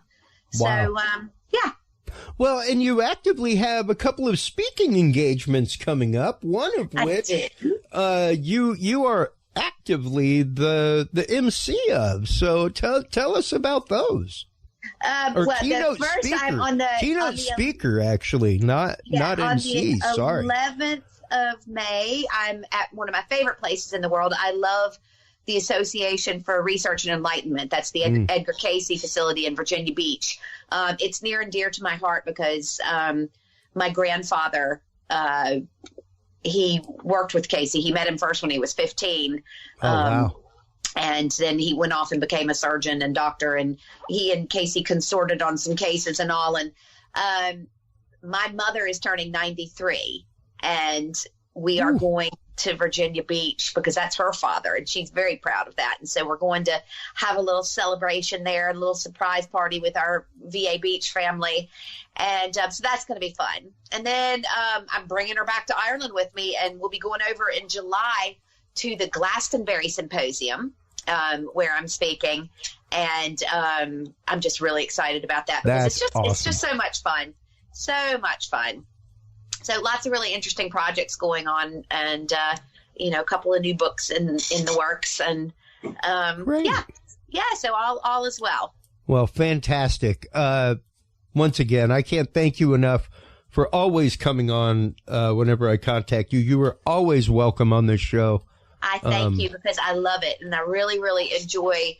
It's a real synergistic exchange, and I enjoy that so much, and I appreciate you. Well, we appreciate you as well. Please do hold the line while we close things out real quick. Absolutely. While you're online checking out all of the amazing work and books by Dr. Mary Helen Hensley at maryhelenhensley.com, folks, make sure to stop on by curiousrealm.com. Curiousrealm.com is where you can find all of the episodes. That's where you can find all of this stuff from our actual guests. If you go to the videos section over here, you can see that we have tons of videos from our actual guests from their YouTube pages. So if you're looking for additional content from our guests specifically, stop on by, check that out, curiousrealm.com/videos. We, of course, have the Knowledge Vault, all kinds of great things. Stop on by and download our free app.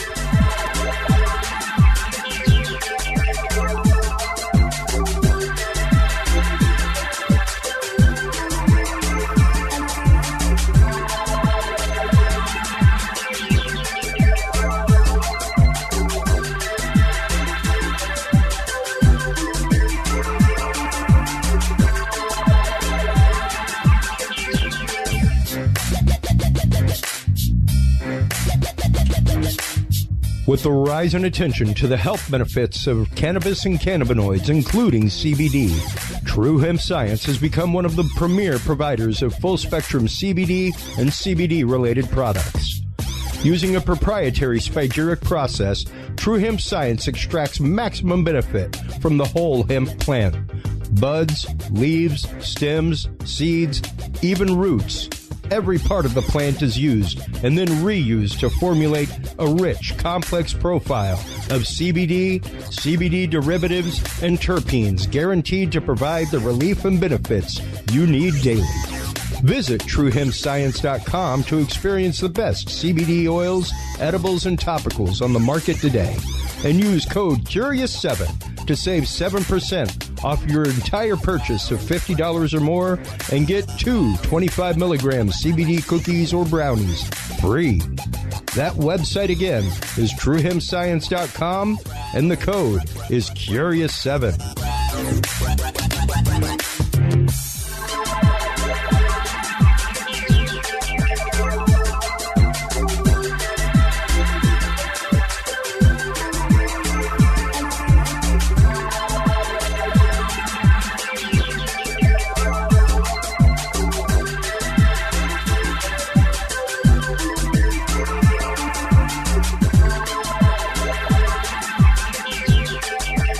The Curious Realm Podcast is your source for the latest and greatest news and events in the world of the paranormal, esoteric, and forbidden knowledge.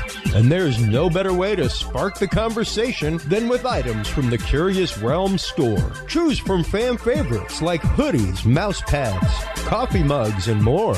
Buy books and items from your favorite Curious Realm guests.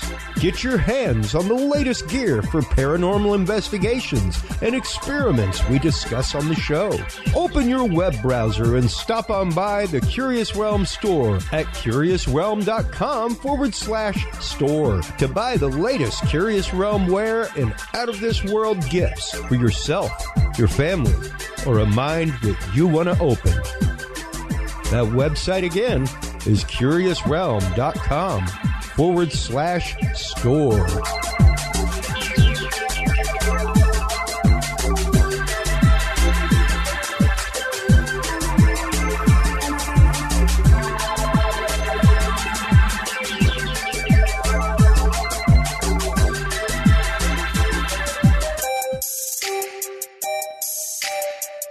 Have you considered starting a podcast?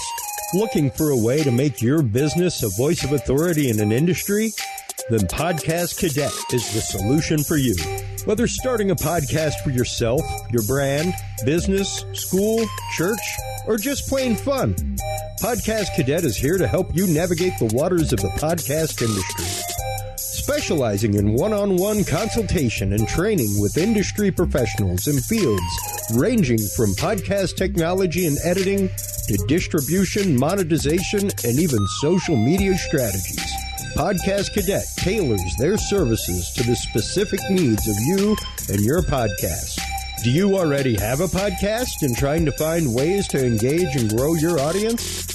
Sign up for your Podcast Cadet audit today and let us help you explore new and exciting ways to leverage your content and elevate your podcast brand to whole new levels.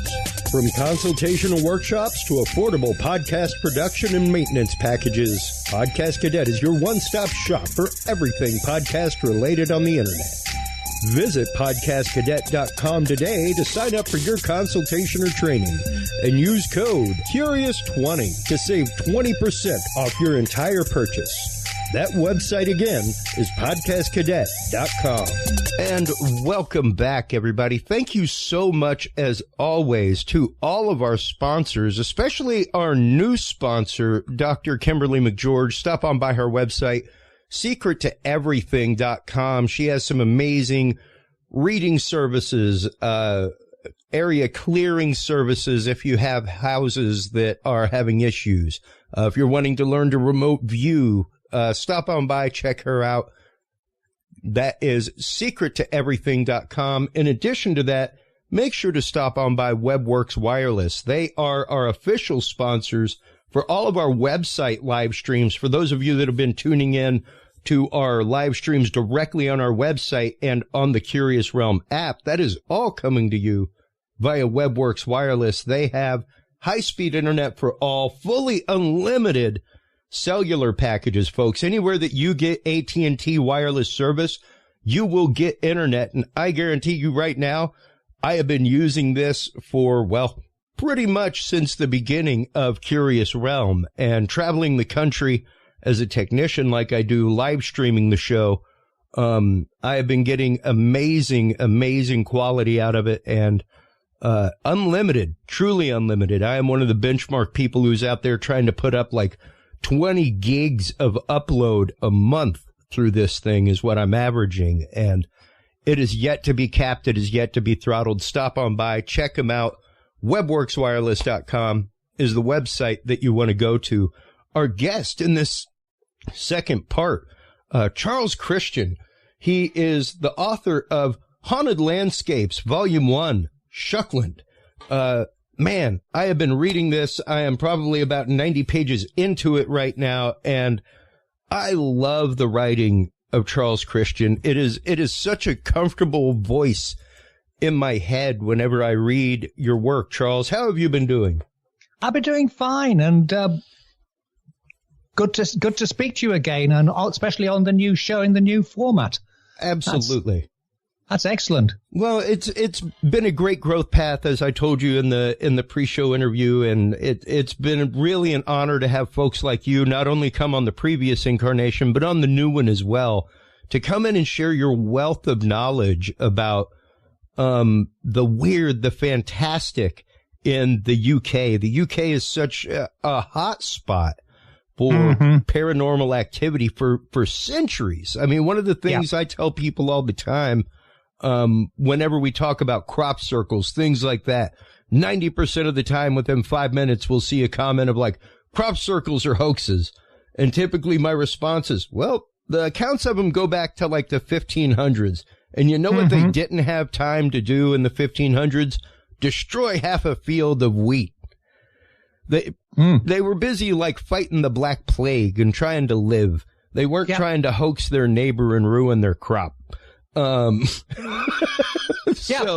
these that is spot on. I mean, one of the things in the current book I've just written that became apparent is just how close to starvation people were in the 15th, 16th, 17th century, and bad weather or a crop failure meant death for many people. So they certainly didn't go around ruining their fields. Yeah, absolutely. And not just for like a family, but oftentimes almost entire villages. Because they were all sharecropping the same piece of land. Yes. And just to give a little background here on this area, because once again, as I said in the pre-interview, just where I am in the story here, and we're going to be getting into the cryptozoology of the area, the cryptozoology of the UK, big cat sightings, specifically big black hound sightings, the ones that, you know, were the spawn of, the Hound of the Baskervilles, things like that. And as well as Shuck, who gave his name to Shuckland, but just the area of Shuckland to begin with. And I'll bring up the map here so that folks can see it on my tablet. But it is directly in the line of this huge ley line that is just out of control, large. Oh, can't really see it there.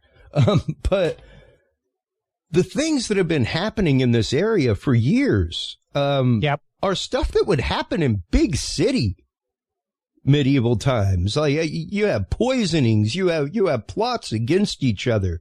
You have, you know, stories of, earls and dukes killing people. It's kind of out of control for a small dell of an area. Yeah.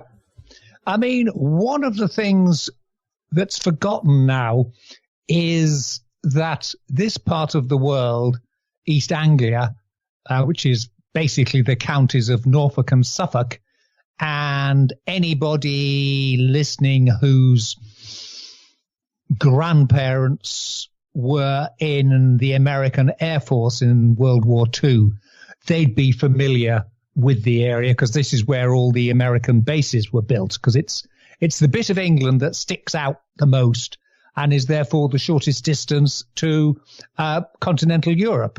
And so I say it was packed with American Air Force servicemen during the Second World War.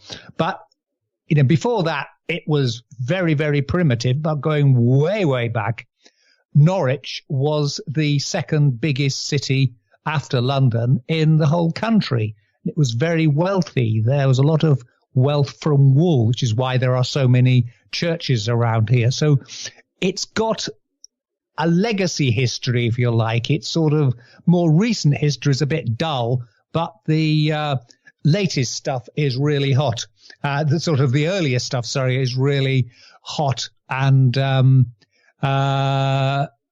this is where it all really started from. And of course, the other factor is this is witch country, as Matthew Hopkins, the Witchfinder General, was active in this part of the world. Oh, wow. So you know, there's a huge amount of witch lore in this part of the world. Well, and I mean, of course, that is where not a lot of people realize that we're pretty famous over here in America for the Salem witch trials, things like that. But the things that happen from the Malleus Maleficarum and the witch hunts that took place in Europe, and especially in the UK, they were extraordinarily brutal. They were. I think probably the Germans were the most fanatical. Oh, yeah. And this is where it was a German priest who wrote Malleus Maleficum. But they were probably the most brutal. Strangely, over in the UK, in those days, Scotland was still a separate country with its own laws. And they were also very brutal. For the size of their population, they far exceeded the activities in the UK. It's just that in England, it's just that Matthew Hopkins, the Witchfinder General, just attracted so much publicity. Well, he was a self-publicist and spent a lot of his time writing books justifying his activities. So a lot of people tend to focus on that. And it's, you know, he's the one that's had movies made about him and so on. But I say there's one of the witch trials, which I mention in the book, in Bury St. Edmunds, and it just involves a couple of witches from a seaport town called Lowestoft. And nothing really very exciting or unusual, except somebody took a very detailed note of the entire proceedings, put them into a book, which became a bestseller. And this was a book that the prosecutors in Salem used and said, these are the ideas what to do, and this is how we do it. And they were particularly keen on this thing called spectral evidence, which basically means you can say, oh, the wicked witch came to me in my dreams and pinched me and gave me nightmares. And, by modern court proceedings, that's just nonsense. It's not just even hearsay. It's something, it's beyond that. It's just something you've made up overnight. But that was established in this English case, and it was then one of the key factors in the Salem witch trials. And indeed, the girls who were the prime suppliers of all the evidence, on a couple of occasions, they would come to court the following day and recount their bad dreams and, bang another nail in the coffin of whoever was standing in the dock that day. Yeah. And I mean, there's Salem is probably hands down one of my favorite towns in North America. I lived in Maine for quite a while in life. My wife is from the Massachusetts area, and anytime we go up there, I typically try to spend at least a day in Salem. And I don't know what it is, aside from the history and everything else, but it is one of the most oddly calming places around. Really, really strange. Like you would think that it would be unsettling or something like that, but it is eerily calm. And let's start getting into the cryptozoology of this area real quick, because I mean, even as I brought up the Demon of Dartmoor, this article was from 2007 in dailymail.uk talking about people seeing a black beast, things like that. So these are no strange occurrences for the area. Once again, the legendary Black Beast of Dartmoor is what the Hound of the Baskervilles was modeled after. Exactly. Arthur Conan Doyle used lots of factual material and legends in his stories as the sort of background to them. And so he was taking on an existing story of a black hound and just played on it and, fictionalized it for the purpose of his story. But say there's a big tradition both in English cryptozoology, both of big black cats, tend to be known as ABCs, anomalous black cats. And there are sightings all over the country of them and have been for years. And the sort of jury's still out on whether they are some kind of lynx-like cryptid creature that's living in the wild, or that they are somebody's exotic pets that have been released into the wild, and possibly even that they've survived and thrived and grown. And so there's that thing, and not a summer goes by without fresh reportings of sightings of large cats crossing roads and things. And the other one is the black dog, the hellhound, and that is a feature which has been part of English folklore since the time of the Vikings, and it's suggested that it might be remembering the god Thor, because Thor had a hound with him, had a couple of wolves that used to accompany him around. Yes. There's also suggestion that the Vikings brought big hunting dogs with them to further assist them when they were attacking the country. And I say the Viking era went on for over 200 years. So it was quite a traumatic period in English history. And a lot of the language and the words stem back to those times. And, it's something with us. And, again, all over the country, there are black dog stories in this part of the world. It's called shuck. And, the particular area I'm in is called black shuck, but you will find other creatures called shuck being referred to across the eastern counties. And, I say the names vary, but they're all pretty much the same. A large, scary hound that either is a force of evil and, in some instances, possibly almost a harbinger of death, that if you see the hound, then your days are numbered. But there are also, and certainly in this part of the world, plenty of tales of people saying they're a protective animal. Little old ladies saying they were walking home late at night and they were a bit terrified, and suddenly this huge dog marched along next to them and just sort of looked like it was on their side and protecting them. So, it's got a sort of split personality. Interesting. Because it's almost the same way with Sasquatch here in America, where you hear tales of course, Native Americans, things like that, where it's a spirit of the forest.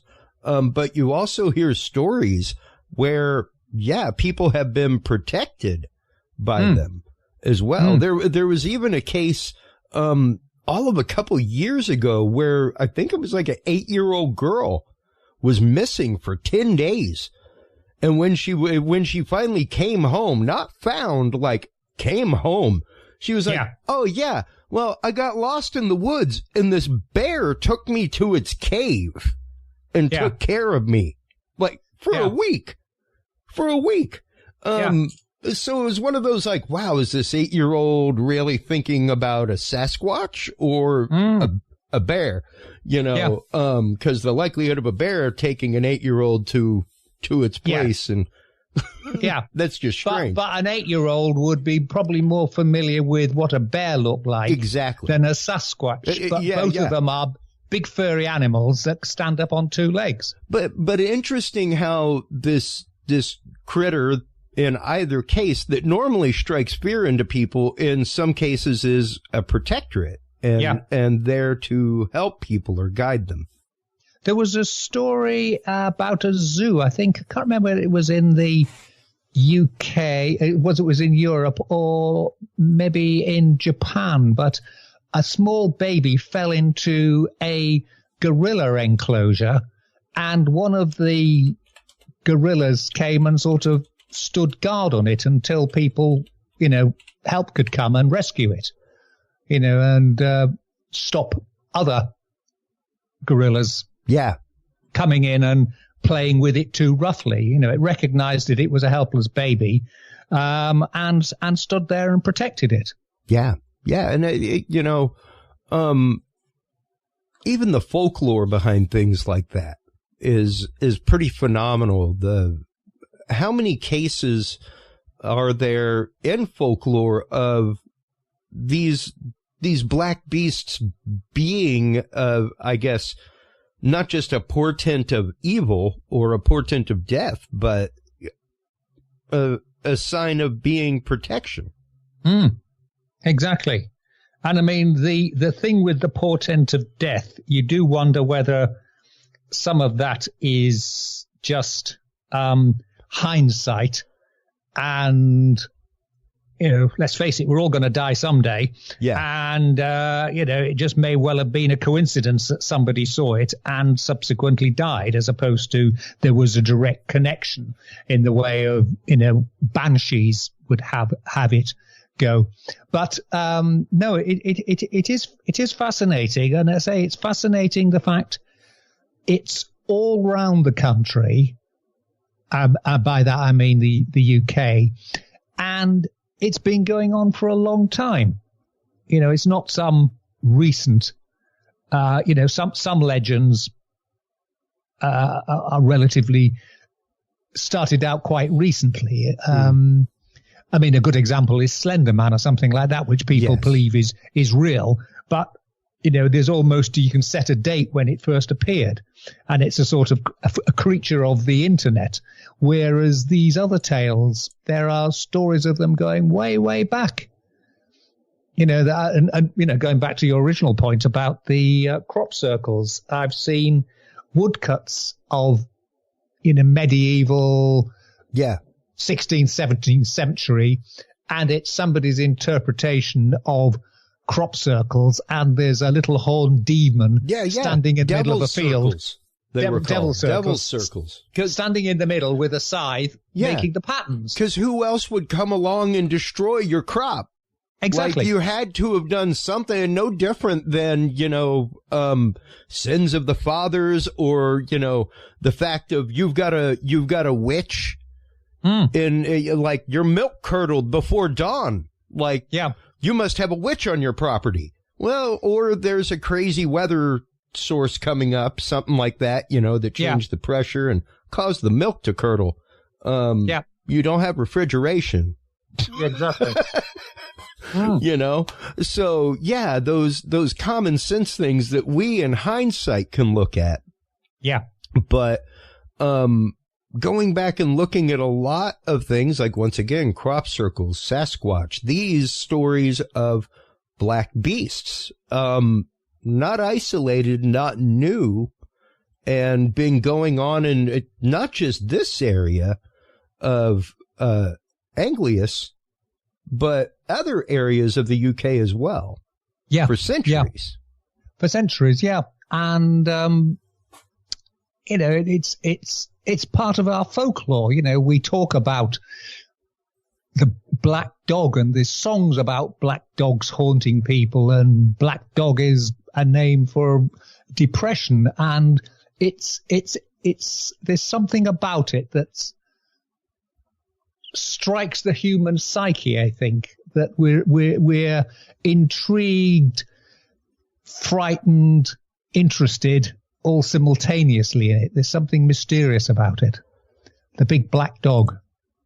Well, and even the fact of, like you're saying, the acceptance of it, because here in America, we have local lore, we have local legends, things like that. Some places embrace them, most places really don't.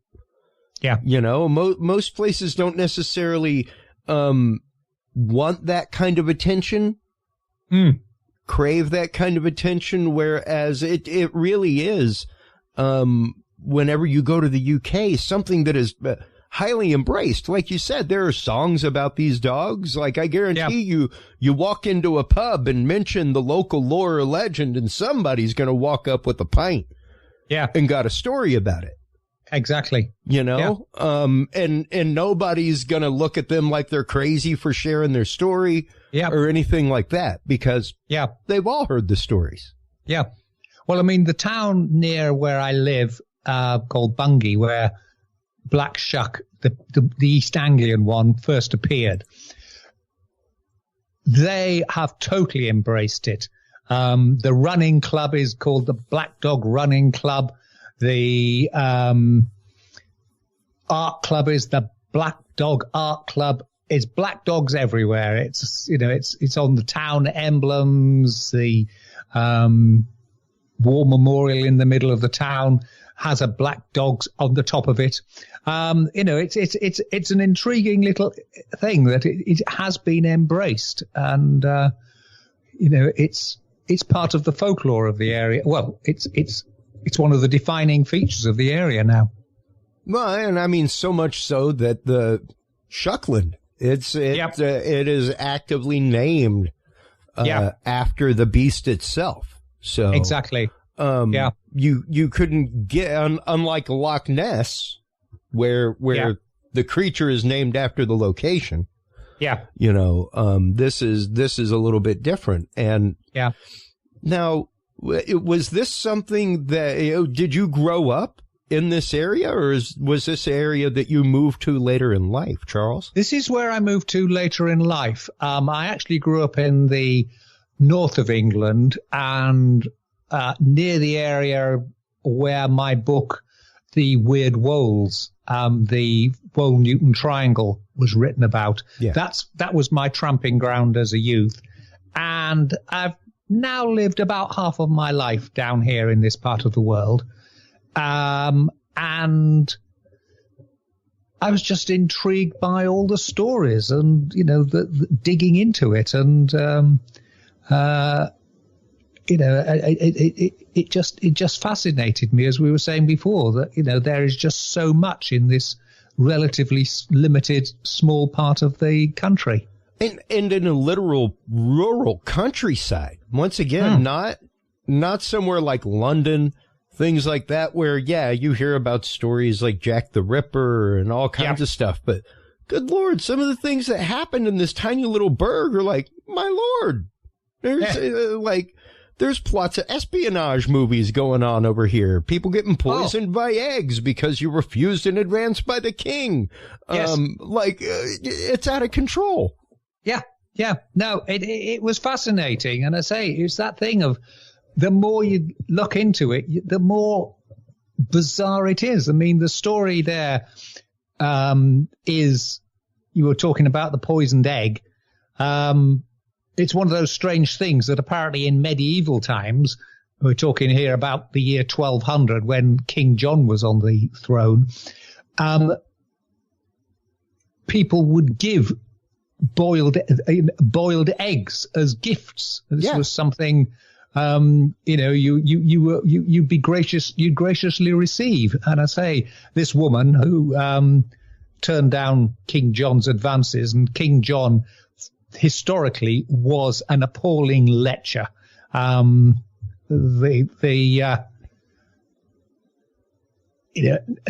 woman, whether married or unmarried, was safe. And he used to blackmail some of his barons that, either your wife sleeps with me or there's trouble for you and your family. Yeah. So, he really was a bad guy. But he sent one of his, when she turned him down, she sent a messenger with a poisoned egg. And depending on which version of the story, she either spotted it and rejected it or ate it and died. But I say, it's just intriguing because that particular story then goes off on a tangent in later years. And this woman becomes Maid Marian, who is Robin Hood's girlfriend. And, later, they all get muddled up because, Robin Hood's set in King John's time. Yep. And it all sort of links up with that. And she's on the run, and that's why she meets up with, why she's the noble's daughter who's on the run, because of lecherous King John is after her. And, she meets Robin. And I say, just think from these little things. Wow. And I say the boiled egg, the town sign in the little town of Diss, that's spelt D-I-S-S, shows this incident. And, I was walking past when I first moved to this area, and I thought, what's this about? It's quite clearly a man shouldering a boiled egg to this woman. And then I read the little plaque and then read a bit more and found all this completely weird tale. Yeah, there it is right there, folks. That's the one. That's him, yeah. And hey. And, interesting because we just got done with Easter. And the symbology of the egg and it being a gift and something rare is absolutely wild. And the fact that is what happened in the town of Diss, according to legend, is just phenomenal. Now, you have literally made a career at urban fantasist. Right. Fantasist. Thank you. Urban fantasist. Urbanfantasist.com. The stuff that you put out for the longest time with Weird Tales Radio, now Weird Tales Show on YouTube.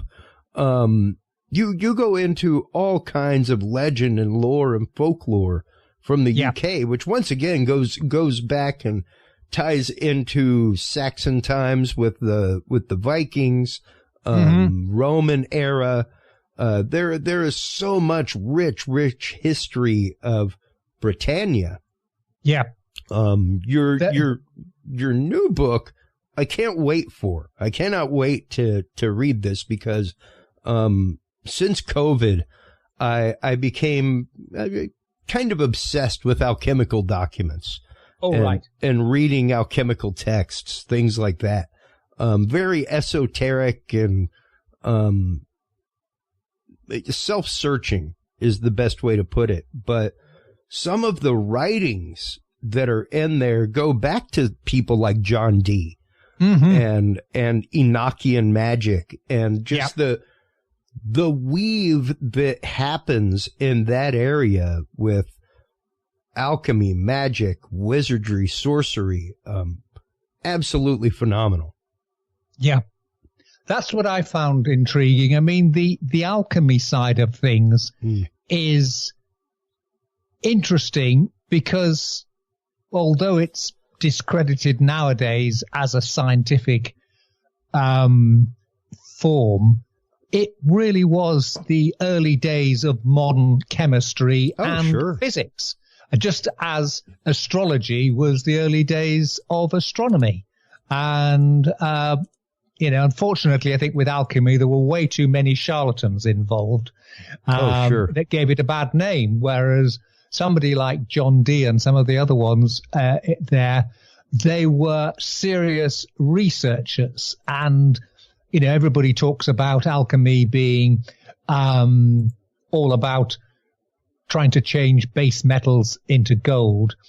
But it was really, the Philosopher's Stone was really more about trying to work out what made the world tick and get down to it and to try and understand it all and make sense of it all, which we now understand is a real thing. And I can see on the screen you're coming up before me. Scientists have since beginning of the 20th century have been able to turn water into gold. Unfortunately, it's actually cheaper to go out and buy gold than it is than it is to do that process and the process in it. It's just interesting because we can do all kinds of fascinating things now that we now know as science that at one point would have been utterly alchemy, magic. Magic, yeah. Well, I mean, in a sense of, finding the Philosopher's Stone, well, arguably, the discovery of the atom and splitting the atom and breaking it up into all the elements it makes. Yeah. That's one of the Philosopher's Stones, because then you've got the building blocks, a bit like DNA as well, that there's so much you can do once you get down to the core science at the bottom of it. But as in non-scientific times, olden times, that was all, as you say, magic or alchemy. Well, and, interestingly enough, we just recently had Robert W. Sullivan on talking about Masonic imagery and Masonic symbolism. Some great research he has done into the Arch of Enoch, things like that. And the two run such similar paths, alchemy and Masonic tradition, things like that. And even to consider the Philosopher's Stone being that missing capstone, that part of the unfinished pyramid. The Philosopher's Stone is whatever it is that is the keystone that completes the arch that is you. Yes. That keeps you solid. And even going through and reading alchemical texts, they claim that the whole reason that their experiment failed was because of their impurity. Yes. Because of their unpreparation of self. I must not have been prepared within myself for this to be the result. And it's interesting because, so much of it was them distilling themselves in the process and getting down to what they were about. And even to see that in the light of that philosopher's stone, in the light of folklore, in the same way that these communities identify themselves by the folklore that they have, be it real, be it just folklore. You know, that is a part of the social and cultural identity that is the keystone or philosopher's stone of that area's culture and people. Yeah, yeah. Well, I mean, when you talk about folklore and whether it's real or not, you only have to go back to, if you like, pre-literate times when most people couldn't write, which wasn't that long ago in the scheme of things. And it's very hard to draw the line between history and folklore. You know, one are legends, but they just may well have been historical events that weren't captured properly. Yeah. Whereas others are, you know, there were plenty of scribes writing it all down and carrying it forward. And, you know, that's regarded as proper history. Yeah. And folklore is a bit made up. And it's really actually the same when you go into science and you start moving into cryptozoology is a good example where serious zoologists won't have anything to do with it, whereas cryptozoologists tend to take a view that actually there's an awful lot of animals out there that we just haven't seen yet and haven't recognized. And as the years go by, we're discovering more and more creatures out there, and weirder creatures. And, you know, I call these things growing at the bottom, you know, in volcanic vents at the bottom of the seabed in areas where previously you thought life was impossible. It gets there. And it goes the same with science when you start moving into, if you like, more the paranormal. Which again, proper scientists, and I'm using an ironic quotes there, say is all nonsense. But again, we're discovering that so many of these things that used to be decried as paranormal and not really true and made up or whatever are actual sciences. They just haven't been captured as efficiently as they were. But, you know, again, we're sort of seeing it with the move into quantum physics and the concepts of multiverses and ideas which are now being accepted as absolutely energy vortices, all kinds of things, literal new forms of physics being discovered, new forms of matter. We have actually gotten to the point where we have created matter from laser light. That's one step away from a replicator in Star Wars. Exactly. You know, and I mean, I would just had up on screen last year during a pandemic when the world was locked down, Charles, 552 new species added to museums. 552. Yep. Like that's an average that we find between 500 to 1,000 new species every year. So feel free to take a look at any map of the U.S. at night. And to this day, half of it is black. Yep, so, indeed. And oddly enough, most of it in the range of Sasquatch. Well, that's it. You know, that's, you know, I'm a firm believer that a lot of the mysterious things that go on in the world, they're just things that haven't been properly investigated, consistently investigated. But that doesn't mean they don't exist. It just means that they haven't been properly investigated. You know, I mean, a classic is the, you know, going to cryptozoology again, is the coelacanth, which is an armored fish, which everybody would tell you became extinct 300, 400 million years ago until live specimens were caught swimming off South Africa in the 1930s. And they're now recognized there's, you know, several different species of them. You know, so you can't write something off just because it disappears. And the Loch Ness Monster. Another classic example. Everybody says, well, dinosaurs died off years ago, and it's possibly a plesiosaur, a sea creature. But, if the coelacanth can survive, so can something like Nessie. And Loch Ness is one of the deepest lochs in England, in Scotland, I should say, in the UK. There's thought that there are connections through to the oceans, to open sea. Why couldn't it? And Loch Ness is very much, it's up in the Highlands. That's definitely in one of those areas where it's at night, it's dark, there's nothing around there. Things could happen. Yeah. Same with all the black cats and the black dogs.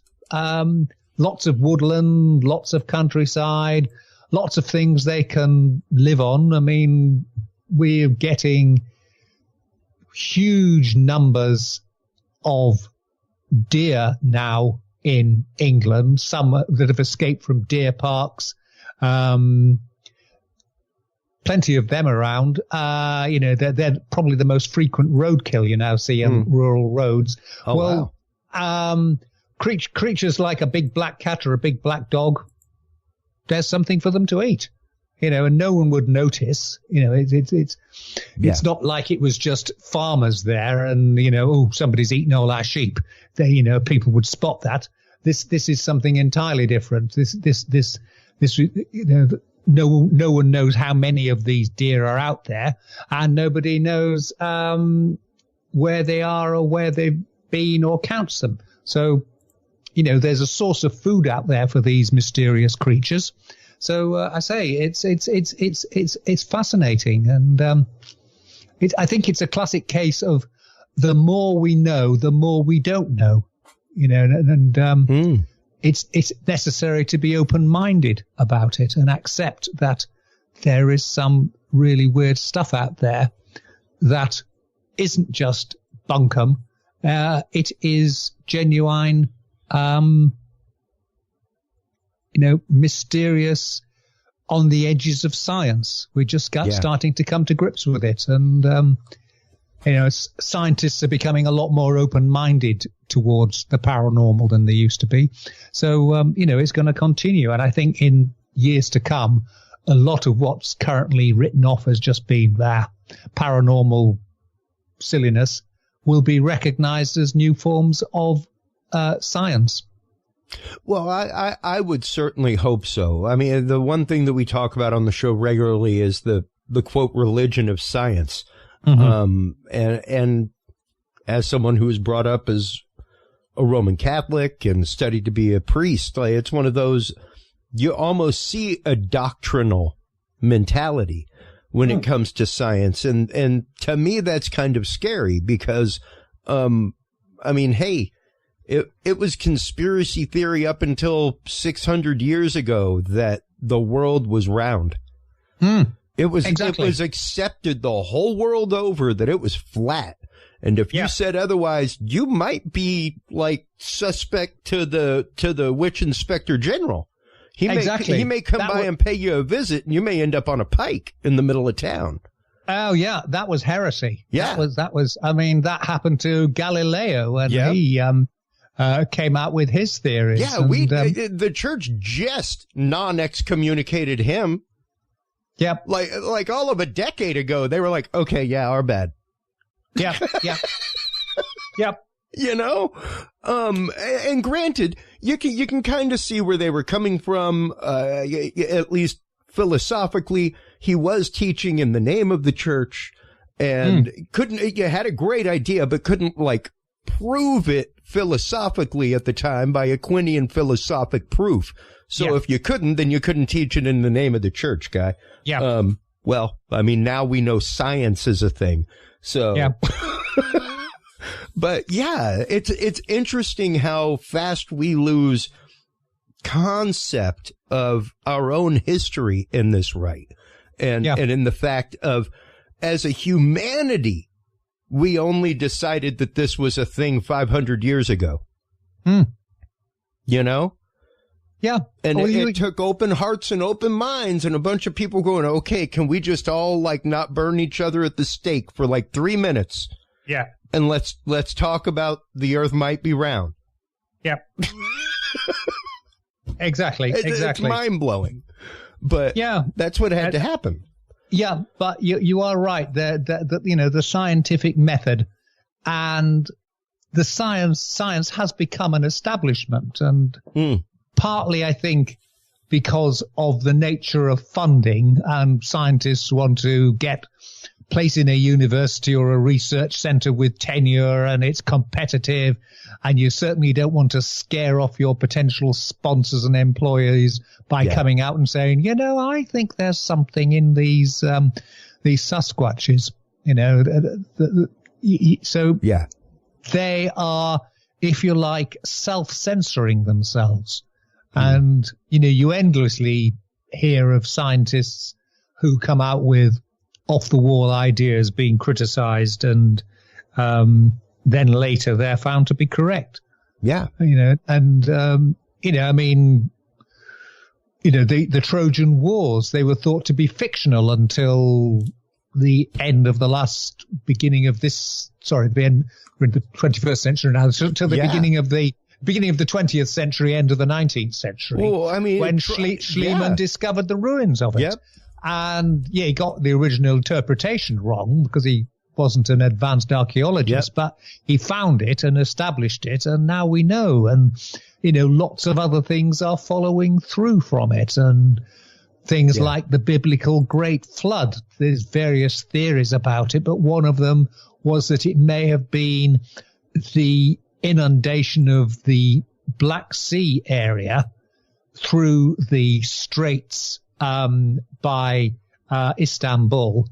A lot of that area was above ground, was above sea level, and water burst in there and swamped it all. And the flood was really a tale of people remembering when there used to be people living there.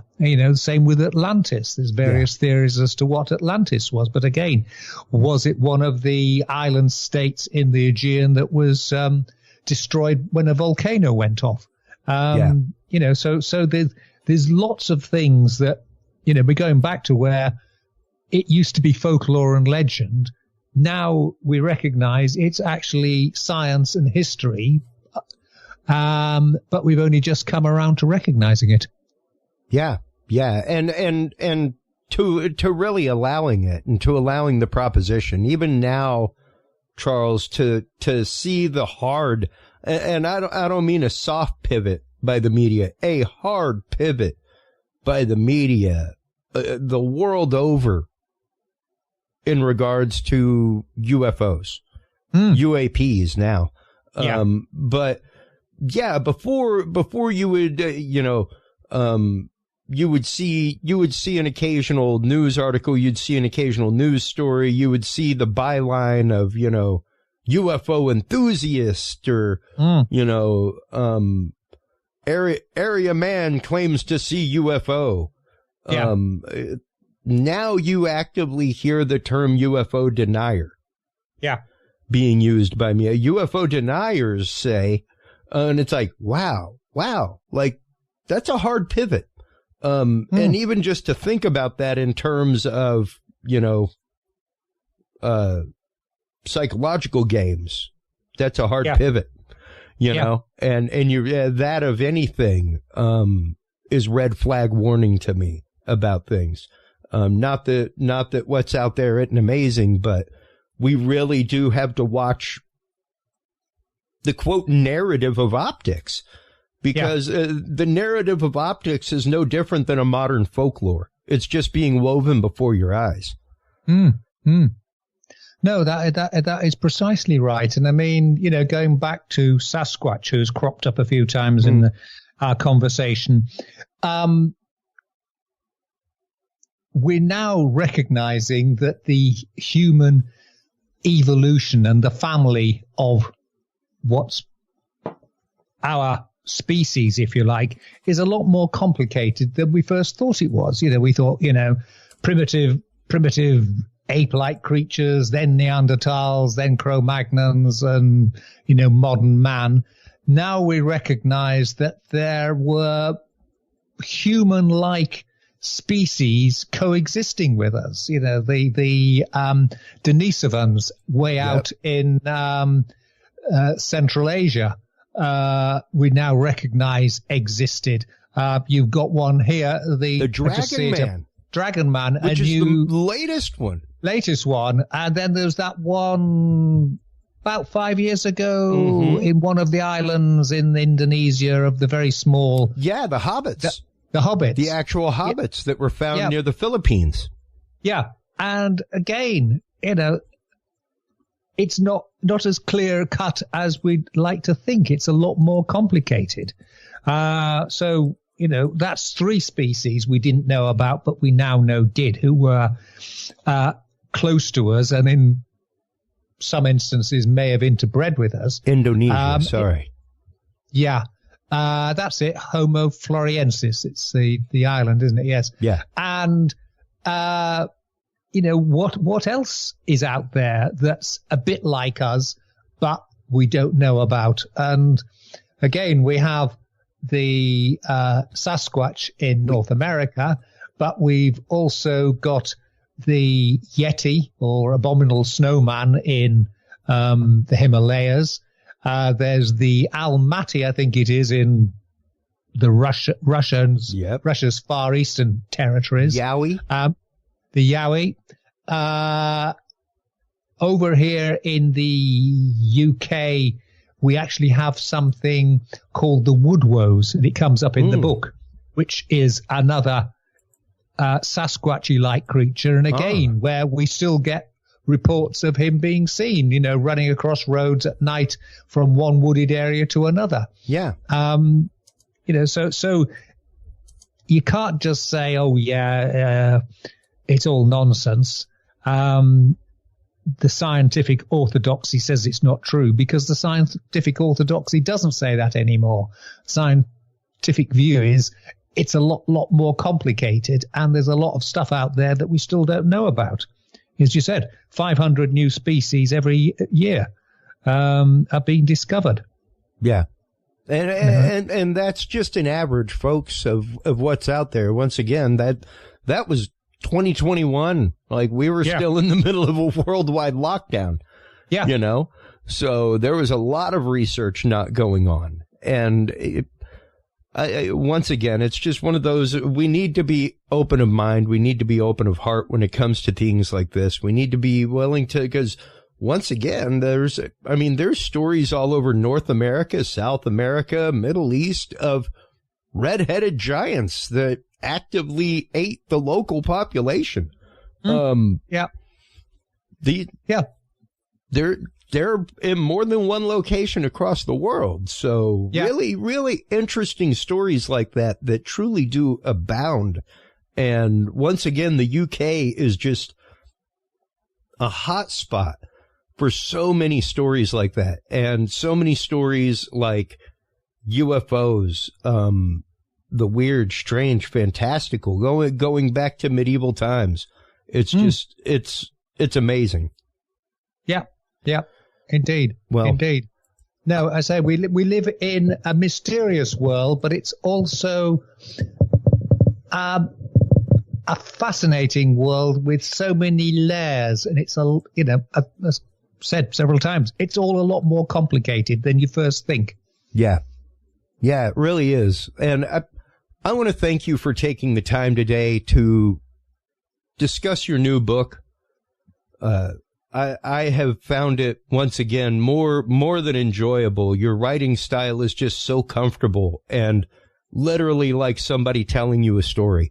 It's so great. Tell everybody where they can go. I've got your website up right now showing some of the new Weird Tales show stuff. Yeah. Which is fantastic. Tell everybody where they can go other than our store to buy your books, keep up with all your research, and where they can keep an eye out for the upcoming book.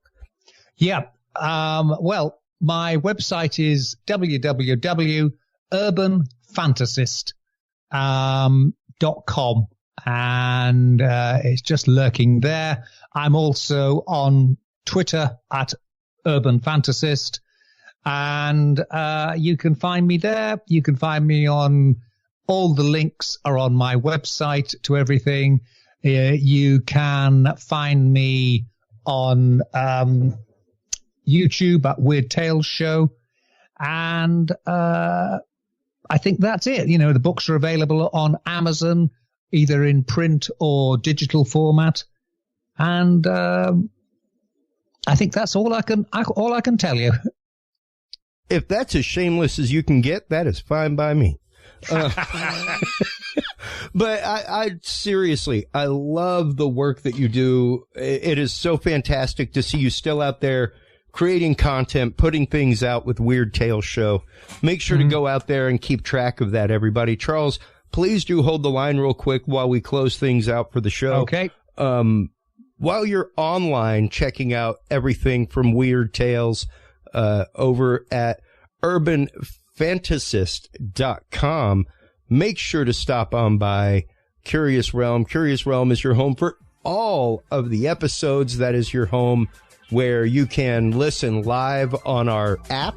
If you're an Android user, you can download our free app and tune in live. We are getting ready to, if you scroll down to the bottom, you can see all of our upcoming on-location live streams. Cannot wait for the end of the month to go out to the Bigfoot Roadshow in Mineola, Texas. We are official sponsors of all these events. So come on out, join us, check out the live streams, check out the guests. CuriousRealm.com is where you can find everything. Until next time, everybody, take care of yourselves, take care of each other, and remember, stay curious. We'll talk to you soon. Bye. Thank you for tuning in to this episode of The Curious Realm. Stay tuned for more guests, forbidden topics, and hidden truths. Download the official Curious Realm app and view the Knowledge Vault on our website, CuriousRealm.com. Follow us on social media by searching Curious Realm.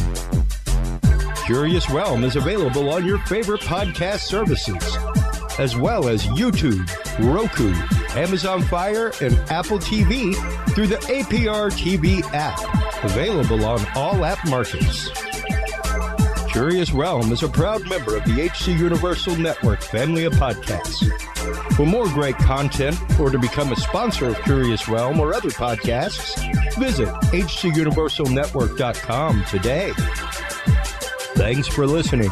Stay curious. And remember, the other side is always watching.